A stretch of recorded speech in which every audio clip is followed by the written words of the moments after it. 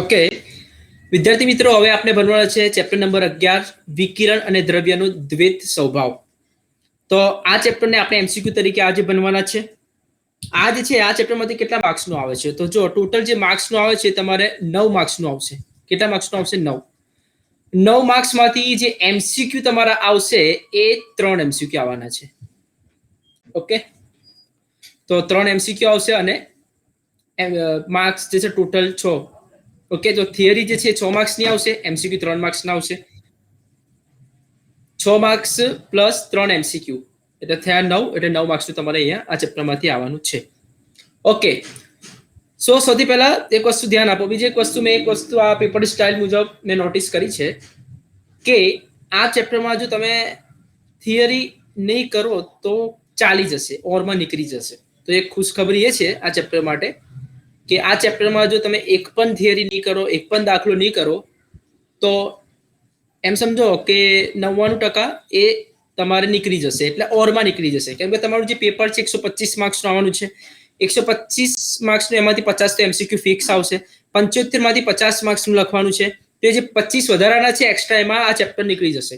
પરંતુ વાત કઈ આવે છે કે એમસીક્યુ 50 માર્ક્સના આવશે અને 50 આપણે લખવાના છે, એટલે 50 માંથી 50 ની ગણતરી થશે. તો 3 માર્ક્સ માટે આપણે આ બધી માથાકૂટ કરવી પડશે, રાઈટ? તો ભણીશું વિકિરણ અને દ્રવ્યનો દ્વૈત સ્વભાવ. તો જો સૌથી પહેલા તમને ખાલી ઉપરથી કહેવા માંગુ છું વિકિરણ અને દ્રવ્યનો દ્વૈત સ્વભાવ શું છે. કે આખી જે દુનિયા જે છે એ 2 જ વસ્તુની બનેલી છે, જેને કહેવામાં આવે છે વિકિરણ અને દ્રવ્ય. દ્રવ્ય કોને કહેવાય? કે દ્રવ્ય તમને ઇઝીલી ખબર હશે. કે ધારો કે હું અહીંયા બેઠો છું, તમે સાંભળી રહ્યા છો, તમારું માસ હશે. શું હશે? માસ. તો બસ આ જ વસ્તુ છે. તો આ જે વસ્તુ છે, કોઈ વસ્તુનું માસ હોય તો એ દુનિયામાં 2 વસ્તુની બનેલી છે આખી દુનિયા. એક તો દ્રવ્યનું બનેલું છે, એટલે જે આપણું માસ હોય છે તે, અને એક વિકિરણ. વિકિરણ શું હોય છે? જે છે વિદ્યુત ચુંબકીય તરંગ. તો એનો માસ હોય કે ના હોય? નથી હોતું. બસ એ જ વસ્તુ છે. ઓકે, ધારો કે પ્રકાશનું કિરણ આવે છે, બરાબર? તો પ્રકાશનું કિરણ આવે છે તો એનું માસ આપણે કાઉન્ટ કરવા જઈએ તો ના થાય. તો એ વસ્તુ જે છે એ વિકિરણમાં સમાવેશ થાય છે, બરાબર? તો બંને વસ્તુ અહીંયા કામ કરે છે. દ્રવ્ય બી એનું એનર્જી આપે છે અને વિકિરણ, આ બંનેમાં એક વસ્તુ કોમન છે જેને કહેવામાં આવે છે ઉર્જા. તો વિકિરણ અને દ્રવ્યમાં કઈ વસ્તુ કોમન છે એ તમને ખબર હશે, ધેટ ઇઝ કોલ્ડ ઉર્જા. ઓકે, તો હવે મેં તમને કીધું 3 માર્ક્સના ચેપ્ટરમાંથી એમસીક્યુ આવશે, એટલે ધીરે ધીરે આપણે આગળ વધીએ છીએ.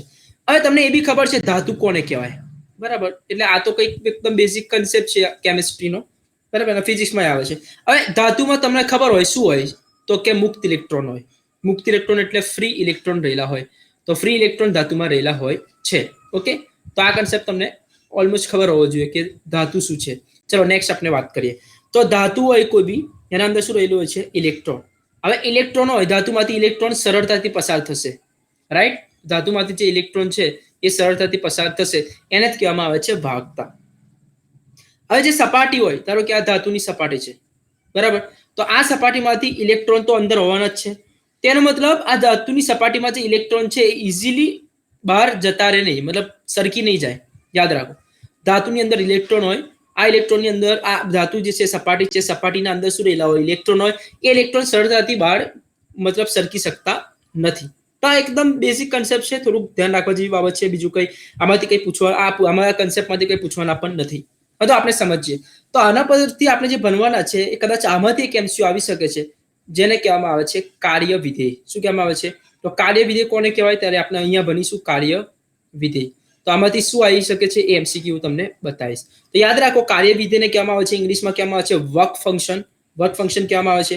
પછી કાર્ય વિધેય જે છે ને એને 50 વડે દર્શાવવામાં આવે છે. કોના વડે દર્શાવવામાં આવે છે? 50 વડે દર્શાવવામાં આવે છે.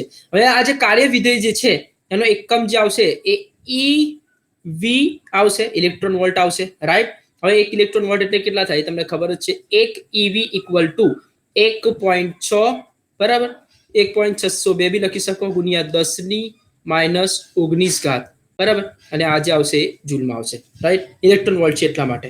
ચલો, તો આ તમારી જે કાર્ય વિધેય. હવે કાર્ય વિધેય એકચ્યુઅલી કોને કહેવાય એ સમજો. તો કાર્ય વિધેય કોને કહેવાય તમને બતાવું છું. જો સમજો, ધારો કે તમારી પાસે આ એક સપાટી છે.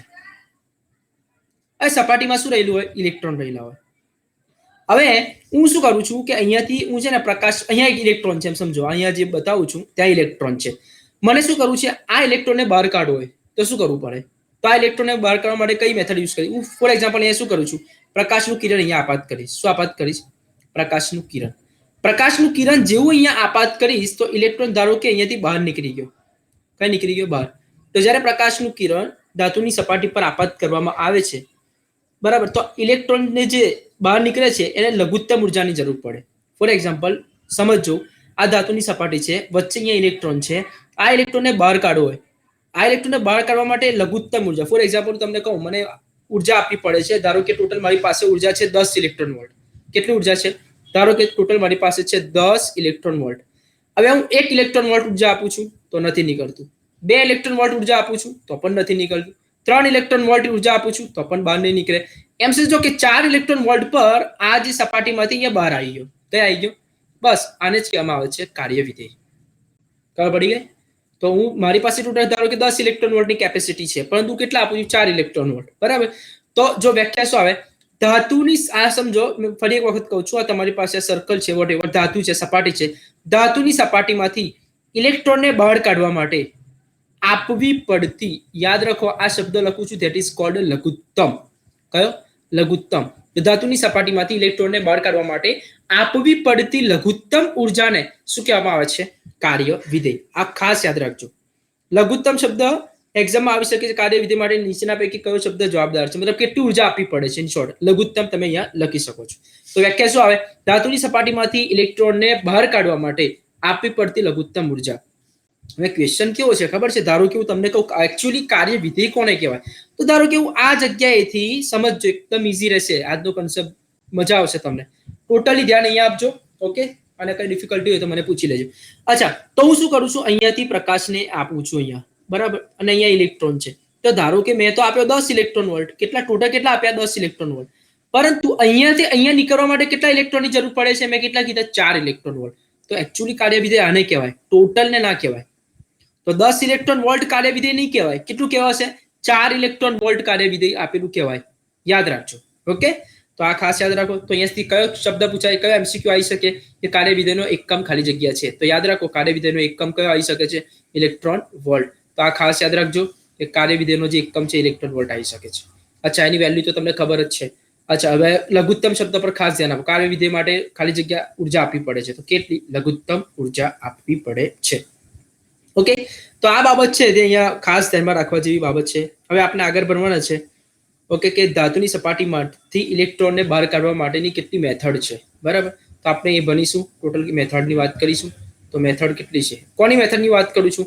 કે ધાતુની સપાટીમાંથી ઇલેક્ટ્રોનને બહાર કાઢવો હોય તો કઈ મેથડ છે? તો સૌથી પહેલા નંબર 1 પહેલી મેથડની વાત કરીશું. તો જો યાદ રાખો, તો પહેલી જે મેથડ આવશે તમારે અહીંયા, એ મેથડ કંઈક આ પ્રમાણે છે કે એને તાપીય ઉત્સર્જન આપવામાં આવે છે. શું આપવામાં આવે છે?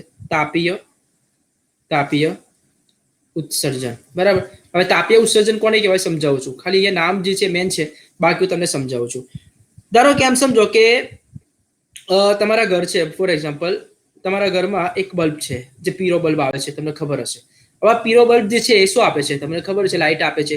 હવે લાઇટ આપે છે, ઓકે, પરંતુ એ પ્રકાશ કયા ફોર્મમાં આવે? હીટ આવશે, ઉષ્મા એમાંથી નીકળે. તમે જોયો હશે પીળો બલ્બ જૂના જમાનામાં યુઝ કરતા હતા, અત્યારે તો એટલું બધું યુઝ નહીં કરતા, પણ તમે કદાચ જોયો જ હશે લગભગ. તો આ જે પીળો બલ્બ છે, યલો બલ્બ છે, તો બરાબર, તો આના જેવું ચાલુ કરો તો શું થાય છે? હીટ મારે છે. તો હીટના લીધે ધારો કે અહીંયા તમારી પાસે એક સપાટી છે, બરાબર, તો આ જે પ્રકાશ જે છે કઈ પડે છે? અહીંયા પડે છે. તો પ્રકાશ તમારે ઇન શોર્ટ અહીંયા પડશે. તો જેવો અહીંયા પડશે તો એની ઉષ્માના લીધે ઇલેક્ટ્રોન બહાર નીકળશે. બસ એને જ કહેવામાં આવે છે તાપીય ઉત્સર્જન. શું કહેવામાં આવે છે? તાપીય ઉત્સર્જન. તો આ ખાસ યાદ રાખો કે કોઈ પદાર્થ છે ને ગરમ કરીને મુક્ત ઇલેક્ટ્રોનને બહાર કાઢવો હોય તો તેને કહેવામાં આવે છે તાપીય ઉત્સર્જન. બરાબર. તો ધાતુની સપાટી પર શું આપવામાં આવે છે? તાપમાન આપવાથી, ઉષ્મા આપવાથી જે ઇલેક્ટ્રોન બહાર નીકળશે એને કહેવામાં આવે છે તાપીય ઉત્સર્જન. આ બીજી મેથડ કઈ છે? આપણે બીજી મેથડની વાત કરીશું. આમાંથી એક એમસીક્યુ આવે છે. આ તો એટલો બધો ઇમ્પોર્ટન્ટ નથી, પરંતુ આ ઇમ્પોર્ટન્ટ છે. કેવી રીતે ઇમ્પોર્ટન્ટ છે તો એ તમને બતાવું છું. તો જો આમાં જે છે એને કહેવામાં આવે છે ક્ષેત્રીય ઉત્સર્જન. કયું ઉત્સર્જન? તો અહીંયા આપણે વાત કરીશું ક્ષેત્રીય ઉત્સર્જન. હવે ક્ષેત્રીય ઉત્સર્જન કોને કહેવાય તમને બતાવું છું. જો ક્ષેત્રીય ઉત્સર્જન એટલે યાદ રાખો કે તમે ધાતુની સપાટી છે, ધારો કે આ સપાટી છે, તો આ સપાટી પર તમે વિદ્યુત ક્ષેત્ર આપો. શું આપવામાં આવે? વિદ્યુત ક્ષેત્ર. તો વિદ્યુત ક્ષેત્ર એટલા માટે અહીંયા ક્ષેત્રીય શબ્દ યુઝ કરે છે. તો ધાતુની સપાટી પર પ્રબળ વિદ્યુત ક્ષેત્ર આપવામાં આવે છે. શું આપવામાં આવે છે? પ્રબળ વિદ્યુત ક્ષેત્ર. વિદ્યુત ક્ષેત્ર આપવાથી જો ઇલેક્ટ્રોન બહાર નીકળતો હોય, આ વિદ્યુત ક્ષેત્ર આપીશ, અહીંયા વચ્ચે છે ઇલેક્ટ્રોન, અને એને વિદ્યુત ક્ષેત્ર આપો તો વિદ્યુત ક્ષેત્ર જેવું આપો તો ઇલેક્ટ્રોન બહાર નીકળે, તો એને જ કહેવામાં આવે છે ક્ષેત્રીય ઉત્સર્જન. હવે કેટલું વિદ્યુત ક્ષેત્ર આપવામાં આવે છે એક્ઝામમાં આ ક્વેશ્ચન પૂછાયેલો છે, યાદ રાખો કે ધાતુની સપાટી પર કેટલું વિદ્યુત ક્ષેત્ર આપવાથી આપણે આ મેથડનો ઉપયોગ કરી શકાય. તો યાદ રાખો એ આ એમસીક્યુમાં આવેલો છે, પાછા 1-2 વર્ષ, પાછા વર્ષ નહીં પણ લગભગ 2019 કે 18 માં આવેલો છે. કેટલું? 10⁸ વોલ્ટ પર મીટર. તમને ખબર જ છે વિદ્યુત ક્ષેત્રનો એકમ શું આવે? વોલ્ટ પર મીટર. એટલા માટે આવશે. ઓકે, ખબર પડી ગઈ? તો આટલું તમે વિદ્યુત ક્ષેત્ર આપો તો ધાતુની સપાટીમાંથી ઇલેક્ટ્રોન બહાર નીકળશે. રાઈટ? તો ક્ષેત્રીય ઉત્સર્જનની આપણે આ વાત કરી છે. ચલો હવે ફોટો ઇલેક્ટ્રિક ઉત્સર્જન. બરાબર, તો ફોટો ઇલેક્ટ્રિક ઉત્સર્જન એટલે નંબર 3 ની વાત કરીએ તો એ જે છે ફોટો ઇલેક્ટ્રિક ઉત્સર્જન. બરાબર, ચલો તો ફોટો ઇલેક્ટ્રિક ઉત્સર્જનની વાત કરીશું આપણે. ઓકે, તો ફોટો ઇલેક્ટ્રિક ઉત્સર્જનમાં શું છે? યાદ રાખો કે ધાતુની સપાટી પર, આ ધાતુની સપાટી છે, બરાબર, હવે એના પર કોઈ આવૃત્તિ વાળો પ્રકાશ આપાત કરવામાં આવે છે. સિમ્પલ લાઇટ આપો, આ ધાતુની સપાટી પર કોઈ આવૃત્તિ વાળો પ્રકાશ આપાત કરવામાં આવે તો પ્રકાશ હું આપીશ, એના લીધે જે ઇલેક્ટ્રોન શું નીકળશે? બહાર નીકળશે. એને જ કહેવામાં આવે છે ફોટો ઇલેક્ટ્રિક ઉત્સર્જન. ઓકે, તો આ ખાસ યાદ રાખવાની જરૂર છે. તો ફોટો ઇલેક્ટ્રિક ઉત્સર્જન કોને કહેવાય? ફોટો ઇલેક્ટ્રિક ઉત્સર્જન એટલે ધાતુની સપાટી પર કોઈ આવૃત્તિ વાળો પ્રકાશ આપાત કરવામાં આવે, એના લીધે ઇલેક્ટ્રોનનું શું થશે? ઉત્સર્જન. તો એને કહેવામાં આવે છે ફોટો ઇલેક્ટ્રિક ઉત્સર્જન. તો મેં તમને બતાવી કઈ મેથડ અહીંયા કામ આવે છે. સૌથી પહેલા મેં તમને બતાવ્યું કાર્યવિધિ કોને કહેવાય. તો કાર્યવિધિ તમને ખબર છે, લઘુત્તમ ઉર્જાને બહાર કાઢવી હોય એટલે લઘુત્તમ ઉર્જા આપવી પડે છે, એને કહેવામાં આવે છે કાર્યવિધિ. તેનો એકમ કયો છે? તો કે ઇલેક્ટ્રોન વોલ્ટ છે. પછી મેં તમને કીધું એની મેથડ કઈ છે. ઓકે, તો મેથડ એની છે તાપીય ઉત્સર્જન. પછી સેકન્ડ નંબર પર છે ક્ષેત્રીય ઉત્સર્જન, અને થર્ડ નંબર પર છે ફોટો ઇલેક્ટ્રિક ઉત્સર્જન. તો આમાંથી એમસીક્યુમાં મેં તમને કીધું કે કાર્યવિધિનો એકમ કયો છે? તો કાર્યવિધિનો એકમ ઇલેક્ટ્રોન વોલ્ટ છે. પછી મેં તમને બીજી વાત કઈ કરી કે ક્ષેત્રીય ઉત્સર્જન કેટલું આપવામાં આવે છે, કે કેટલું પ્રબળ વિદ્યુત ક્ષેત્ર આપવામાં આવે છે. તો એ જે વિદ્યુત ક્ષેત્ર આપવામાં આવે છે એ 10⁸ વોલ્ટ પર મીટર જેટલું વિદ્યુત ક્ષેત્ર આપવામાં આવે છે. તો અહીંયાથી તમારે ખાસ એમસીક્યુ આવી શકે છે. તો આને સારી રીતે પ્રિપેરેશન કરજો આ સ્લાઇડને. તો આ શરૂઆતના લેવલ પર આટલું આવશે. ઓકે, અથવા 2 માર્ક્સમાં બી પૂછી શકે છે કે કાર્યવિધેય કોને કહેવાય, બરાબર, એની મેથડ કઈ છે, એની રીત કઈ છે. તો તમે આ સિમ્પલ લખી શકો છો. ઓકે, ચલો આપણે નેક્સ્ટ પોઈન્ટ તરફ જઈએ છીએ હવે. ઓકે, હવે નેક્સ્ટ પોઈન્ટ તરફ જઈએ. નેક્સ્ટ પોઈન્ટ કઈ એવો છે કે ફોટો ઇલેક્ટ્રિક અસર માટે લેનાર્ડનો પ્રયોગ. બરાબર, અને થ્રેશોલ્ડ આવૃત્તિ કોને કહેવાય એની આપણે અહીંયા વાત કરીશું. તો હું તમને સિમ્પલ ભાષામાં અહીંયા સમજાવવાનો ટ્રાય કરીશ. આ થિયરી થોડી મોટી છે, પરંતુ જે ઇમ્પોર્ટન્ટ છે એ જ કન્સેપ્ટ હું તમને સમજાવવાનો ટ્રાય કરીશ. કઈ વસ્તુ ખાસ ઇમ્પોર્ટન્ટ છે, બરાબર છે. તો આપણે એના તરફ આપણે ભણીશું. ઓકે, સો આપણે અહીંયા વાત કરીશું લિનાર્ડનો પ્રયોગ, એટલે હર્ટ્ઝનો પ્રયોગ. પહેલા આપણે વાત કરીશું હર્ટ્ઝનો પ્રયોગ શું કહે છે, એના પછી લિનાર્ડનો પ્રયોગ છે. બરાબર, તો આ મેન જે કન્સેપ્ટ જે છે લિનાર્ડનો પ્રયોગ છે એ આપણે ભરવાનો છે. અને હર્ટ્ઝ એક સાયન્ટિસ્ટ છે. હર્ટ્ઝ તમે સાંભળ્યું હશે, બરાબર. તો હર્ટ્ઝ શું છે તમને ખબર જ હશે. અત્યારે જે આપણે ભણી રહ્યા છે એ હર્ટ્ઝનો પ્રયોગ ભણી રહ્યા છે, બરાબર. તો હર્ટ્ઝનો પ્રયોગમાં કંઈક આ પ્રમાણે છે, હર્ટ્ઝનો પ્રયોગ. રાઈટ, તો હર્ટ્ઝના પ્રયોગની વાત કરીએ. હવે હર્ટ્ઝ જે છે એમનો એક વિદ્યાર્થી છે પી લિનાર્ડ. તો એમને જે છે એક પ્રયોગ આપ્યો છે, લિનાર્ડનો પ્રયોગ. ઓકે, તો હર્ટ્ઝના એક વિદ્યાર્થી છે પી લિનાર્ડે. તો કોના માટે આ પ્રયોગ આપ્યો છે? તો કે આ જે છે ફોટો ઇલેક્ટ્રિક અસર અને ફોટો ઇલેક્ટ્રિક પ્રકાશની આવૃત્તિ અને ફોટો ઇલેક્ટ્રિક અસર માટે તીવ્રતા વચ્ચેનો સંબંધ દર્શાવતો આ પ્રયોગ આપ્યો છે. તો હું તમને પહેલા બતાવીશ, બરાબર, કે આમાં શું છે એકચ્યુઅલી. તો જો પહેલા હું તમને આકૃતિ સમજાવવાનો અહીંયા ટ્રાય કરીશ. આકૃતિ આમાં. ઓકે, તો સૌથી પહેલા આપણે વાત કરીએ સિમ્પલ એઝ ધેટ. એવું માનો કે તમારી પાસે અહીંયા જે છે એક કેથોડ છે. શું છે? કેથોડ. અને આ જે છે તમારી પાસે એનોડ છે, યાદ રાખો.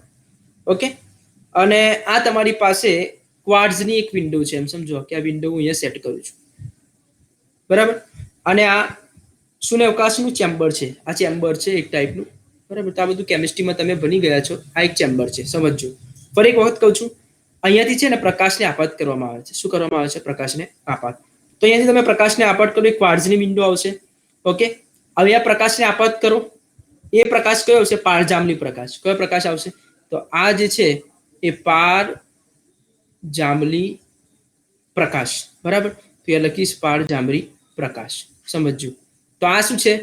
કેથોડ. આ શું છે? કલેક્ટર. તો એનું નામ આપી દઉં એસ, બરાબર. તો આ કેથોડ છે અને આ કલેક્ટર છે. તો હવે હું અહીંયા શું કરું છું, ધ્યાન આપજો થોડું.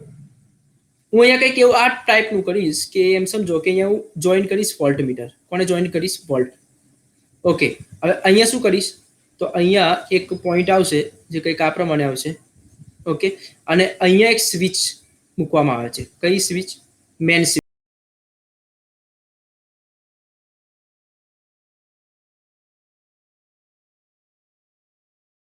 અહીંયા એક કરંટ માપન કરવા માટે માઇક્રો એમીટર મૂકવામાં આવે છે. શું મૂકવામાં આવે છે? માઇક્રો એમીટર માટે કરંટ મૂકવામાં સાધન, બરાબર. કરંટ બીજા કરવાનું સાધન માઇક્રો એમીટર. ઓકે. તો તમને ખબર જ હશે, પ્રેક્ટિકલ કર્યા હશે. તો જો સિમ્પલ હું તમને સમજાવવાનો ટ્રાય કરું છું કે આ એક શું છે? કેથોડ. આ શું છે? આ જે તમારે પાસે કલેક્ટર છે. આ કેથોડ છે, આ કલેક્ટર છે. અહીંયા જેવો પ્રકાશ આપીશ તો શું થશે? અહીંયા જેવો પ્રકાશ હશે આ આપીશ તો ઇલેક્ટ્રોનનું શું થશે? અહીંયા આપાત થશે. ઇલેક્ટ્રોન અહીંયા આવશે.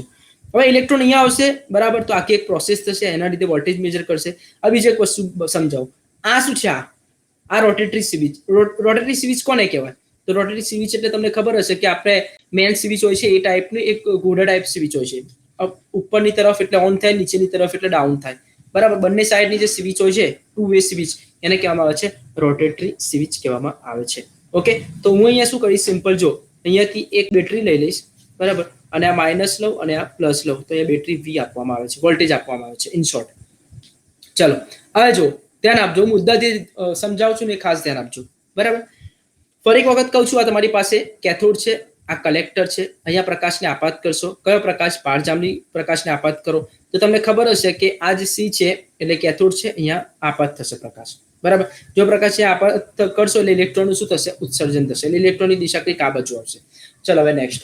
અહીંયા શું છે? આનાથી અહીંયા વોલ્ટેજ મેજર કરવામાં આવે. અહીંયા જેવો પ્રકાશ આવશે એનાથી અહીંયા વોલ્ટેજ મેજર કરવામાં આવે. અચ્છા, આ રોટેટરી સ્વિચ છે. તો આ રોટેટરી સ્વિચ માટે કંઈક આ પ્રમાણે છે આપણી પાસે, બરાબર. ધારો કે આપણે આને પ્લસ લઈએ અને આને માઇનસ લઈએ, રાઈટ. તો પ્લસ માઇનસ આ શું છે? કરંટ મેજર કરવા માટેનું સાધન છે, બરાબર. તો માઇક્રોમીટર કરંટને મેજર કરે છે. જો હવે ધ્યાન આપો, આ તો એક ફિગર હતી, હવે હું તમને સમજાવું છું. અચ્છા, તો મેં તમને કીધું લિનાર્ડનો પ્રયોગ છે આ, રાઈટ. તો ફોટો ઇલેક્ટ્રિક અસરનો ઊંડાણપૂર્વક અભ્યાસ કરવા માટે આ પ્રયોગ આપેલો છે. હવે અહીંયા ખાસ એ વસ્તુ ધ્યાન રાખવાની બાબત છે કે સૌથી પહેલા હું શું કરીશ? આ જે એસ છે ને, એસ એને ધન રાખીશ. એસ ને શું રાખીશ? ધન. કોની સાપેક્ષે? સી ની સાપેક્ષે. યાદ રાખો, એસ ને ધન રાખવામાં આવે કોની સાપેક્ષે? સી ની સાપેક્ષે. ઓકે. તો આ ધન છે અને હવે ઇલેક્ટ્રોન છે, અહીંયાથી શું નીકળશે? જેવું તમે પારજાંબલી પ્રકાશ એટલે કેમ સમજો? પ્રકાશ આપવામાં આવે છે. અહીંયા પ્રકાશને તમે આપાત કરશો. પ્રકાશને આપાત કરશો તો શું થશે? ઇલેક્ટ્રોનનું શું થશે? ઉત્સર્જન થશે. ઇલેક્ટ્રોનનું ઉત્સર્જન થશે તો ઇલેક્ટ્રોનનો વિદ્યુતભાર કયો છે? માઇનસ. યાદ રાખો. તો આ માઇનસ છે અને આ પ્લસ થઈ ગયો. એનો મતલબ આ માઇનસ છે, આને હું ધન રાખીશ. તો પહેલી વખતે આને શું રાખીશ? એસ ધન. કોની સાપેક્ષે? સી ની સાપેક્ષે એસ ધન. તો તમે જ કહો અહીંયા શું થશે? એક ધન છે અને એક ઋણ છે, શું થશે?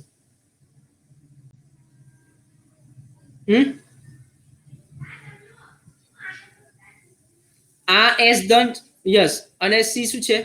સી અહીંયા શું છે? કેથોડ, બરાબર. તો એ ઋણ છે, તો આ ઋણ છે અને આ ધન છે. તો એનો મતલબ શું થશે? અહીંયા આખી પ્રોસેસમાં શું થશે? આકર્ષણ થશે. શું થશે?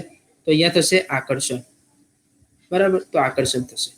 હવે જુઓ, ઓકે. હવે હું શું કરીશ ખબર? એસ જે છે, એસ એને શું લેવામાં આવે છે? ઋણ. તો એસ ને ઋણ લેવામાં આવે અને સી તો હંમેશા કેવો રહેશે? માઇનસ જ રહેશે. કેમ માઇનસ રહેશે? ઇલેક્ટ્રોનનું ઉત્સર્જન થશે. ઇલેક્ટ્રોનનો વિદ્યુતભાર કયો છે? માઇનસ છે, એટલા માટે. તો હવે શું થશે? સીધી વાત છે, બંને ઋણ છે. ધેટ મીન્સ કે અપાકર્ષણ થશે. રાઈટ. તો આ અહીંયા શું થશે? અપાકર્ષણ થશે, રાઈટ. તો અપાકર્ષણ થાય છે. હવે જો, હવે સમજો.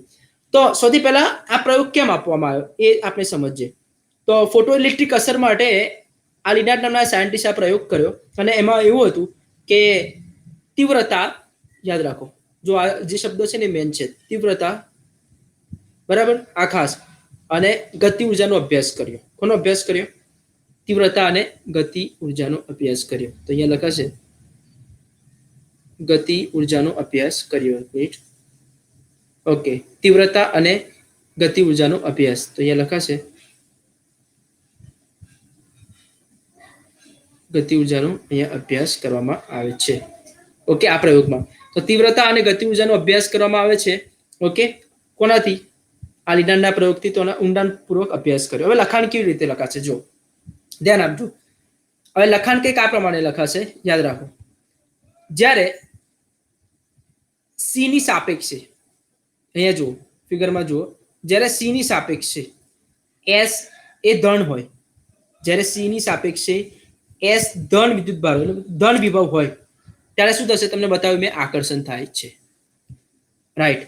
જ્યારે સી ની સાપેક્ષે એસ ઋણ હોય તો અપાકર્ષણ થાય છે. ખબર પડી ગઈ શું કહેવા માંગુ છું? એનો મતલબ અહીંયા શું થાય છે? વિદ્યુત પ્રવાહ નોંધે છે અને એ વિદ્યુત પ્રવાહ કેવો હોય છે? Micro ammeter. કયો હોય છે? Micro ammeter. યાદ રાખો. હવે જો હું જે સમજાવવા માંગુ છું ને એ સમજજો. ધારો કે અહીંયા પારજામની પ્રકાશને હું આપાત કરીશ. સમજજો હા, પારજામની પ્રકાશને અહીંયા શું કરવામાં આવે છે? આપાત કરવામાં આવે છે. તો પારજામની પ્રકાશને આપાત કરીશ તો અહીંયાથી એવું સમજો કે 100 ઇલેક્ટ્રોન વોલ્ટ આપું છું. કેટલા ઇલેક્ટ્રોન વોલ્ટ છે? 100 ઇલેક્ટ્રોન વોલ્ટ આવે છે. હવે સમજજો ખાસ, ફરી વાત કહું છું. એસ આ જે છે સી છે, તો સી ની સાપેક્ષે એસ કેવો છે? ધન, તો અપાકર્ષણ થશે. તો હવે જો ફરી સી ની સાપેક્ષે એસ કેવો છે? ઋણ, તો શું થશે? અપાકર્ષણ. અને પહેલા કેસમાં આકર્ષણ. બરાબર, તો આ ખાસ યાદ રાખજો. ત્યારે શું નોંધે છે? ત્યારે નોંધ છે માઇક્રોમીટર પ્રવાહ. યાદ રાખો, આ પ્રવાહ નોંધ છે. રાઈટ.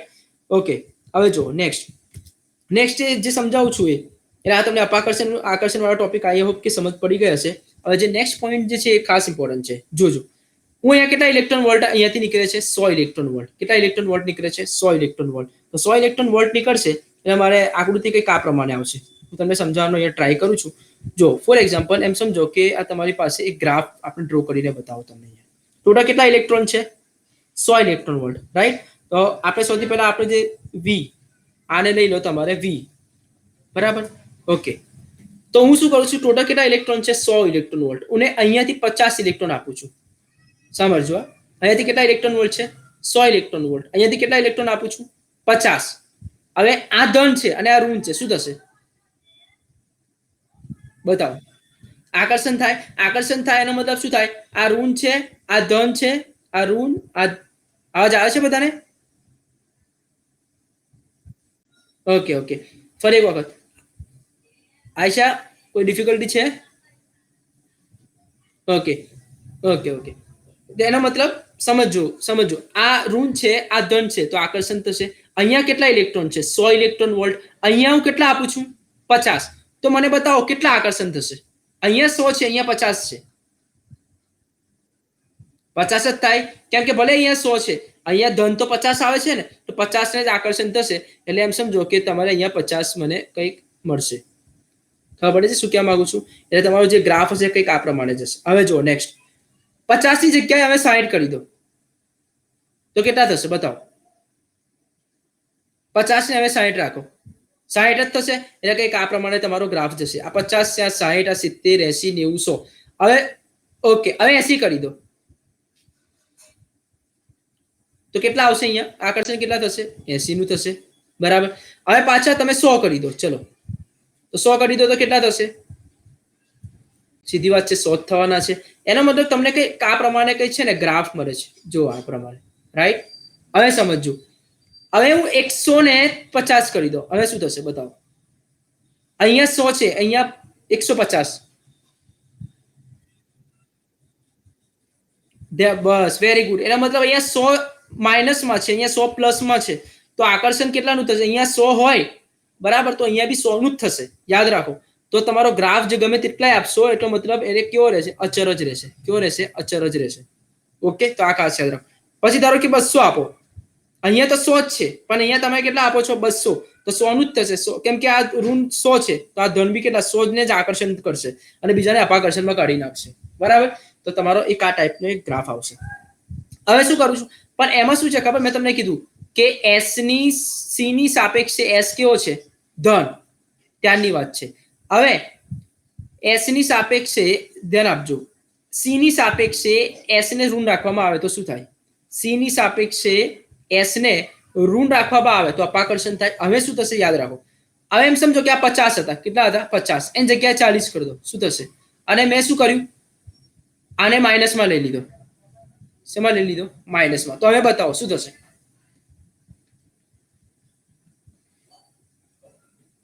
ફરી એક વખત કહું છું, આ જે બેટરી છે પહેલા માઇનસ હતી, હવે શું હતું? આ પહેલા શું હતી? Minus plus. હવે હું કરી દઈશ પ્લસ માઇનસ. ઓકે, તો આને કહેવાય ધ્રુવીયતા. શું બદલી દીધું મેં? ધ્રુવીયતા બદલી દીધી. તો આ જે આવશે એ ધ્રુવીયતાને હું બદલું છું. તો ધ્રુવીયતા બદલી દીધી એનો મતલબ પ્લસ પહેલા માઇનસ થી પ્લસ હતા, હવે પ્લસ થી માઇનસ કરી દઈશ. તો આખી ધ્રુવીયતા બદલી દીધી. એનો મતલબ 40 જે પહેલા આપણે પહેલા 50 પ્લસ લીધેલા, તો હવે -40 લેવાના. એનો મતલબ જે ગ્રાફ છે ને કંઈક આ પ્રમાણે આવશે. હવે -40 ની જગ્યાએ -30 લો તો અહીંયા ગ્રાફ આ પ્રમાણે આવશે. રાઈટ? હવે -20 લો. હવે એક ટાઈમ એવો આવશે કે 0 થઈ જશે. બસ. તો આ જે ગ્રાફ જે કહેવાય ને, આ જે પોઈન્ટ તમને મળ્યો, તો આ પોઈન્ટ કેવો હશે? જો આ v છે, આ શું છે? v. તો v જે છે આ બાજુ હોય એટલે પ્લસ છે, આ બાજુ હોય એટલે માઇનસ છે. તો યાદ રાખો. તો v અહીંયા કેવો આવે છે? માઇનસ થઈ ગયો. બરાબર. તો આ જે છે તમારે શું છે? આ જે દેખાય છે તમે ફોટો એટલે વિદ્યુત પ્રવાહ છે. આ i છે, આ દેખાય છે i છે, આ દેખાય છે v છે. ઓકે, ફરી એક વખત આ જે તમને દેખાય છે એ શું છે? v. અને આ શું છે? i. હવે મને બતાવો સિમ્પલ ભાષામાં કે આ v છે, આ પ્લસ v છે, આ v કેવો છે? માઇનસ v છે. તો v કેવો આવ્યો? અહીંયા માઇનસ આવ્યો. તો વિદ્યુત પ્રવાહ કેવો થઈ ગયો? જો વિદ્યુત પ્રવાહ ડાયરેક્ટ અહીંયા આવી ગયો એટલે શૂન્ય થઈ ગયો. યાદ રાખો, બસ અહીંયા એક વ્યાખ્યા બને છે, એ ખાસ ઇમ્પોર્ટન્ટ છે. જ્યારે વિદ્યુત સ્થિતિમાન, યાદ રાખજો, જો હું જે બોલું છું એના પર ધ્યાન આપજો ખાસ. જ્યારે વિદ્યુત સ્થિતિમાન એટલે કોની વાત કરીએ છીએ આપણે? વિદ્યુત સ્થિતિમાન એટલે કોની વાત કરીએ છીએ? v ની. એ ઋણ થઈ જાય. કેવો થઈ જાય? માઇનસમાં થઈ જાય. અને પ્રવાહ શૂન્ય થઈ જાય. યાદ રાખો, જો આ કન્ડિશન ખાસ છે. જ્યારે v કેવો થઈ જાય? માઇનસમાં થઈ જાય. અને પ્રવાહ શું થઈ જાય? શૂન્ય. કેમ કે પ્રવાહ જુઓ ને તમે અહીંયા ડાયરેક્ટ આ 0 થઈ ગયો ને, તો આ જે તમારે 0 થઈ ગયો, આ 0 અને આ માઇનસ. તો શું માઇનસ છે?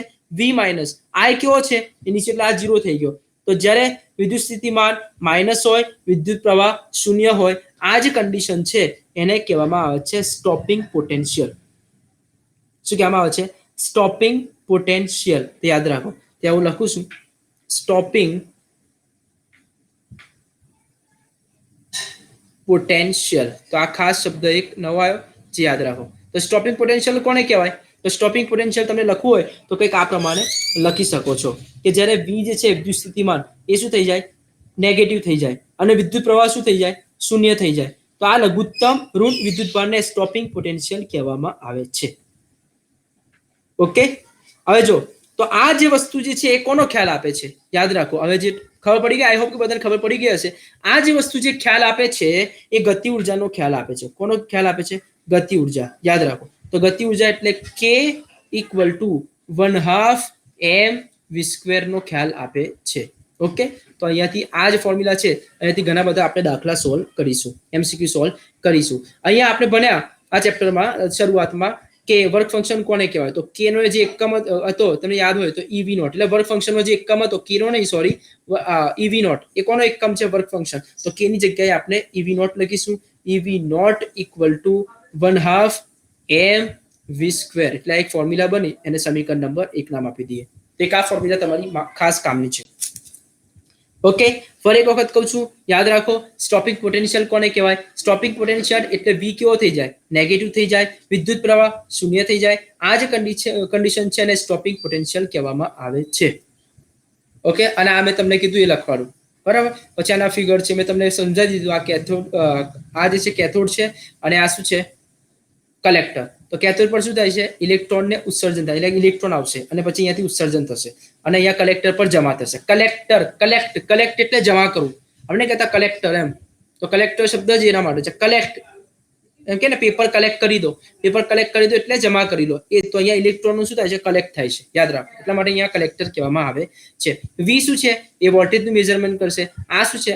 માઇક્રોએમીટર વિદ્યુત પ્રવાહનું મેઝરમેન્ટ કરશે. અને આખી પ્રોસેસ છે અહીંયાથી આપણે કંટ્રોલ કરી શકીએ છીએ. કંટ્રોલ ઇન ધ સેન્સ કે પ્લસ માઇનસ માઇનસ પ્લસ નો કંટ્રોલ કરી શકીએ છીએ. રાઈટ? તો આ ખાસ વસ્તુ યાદ રાખજો.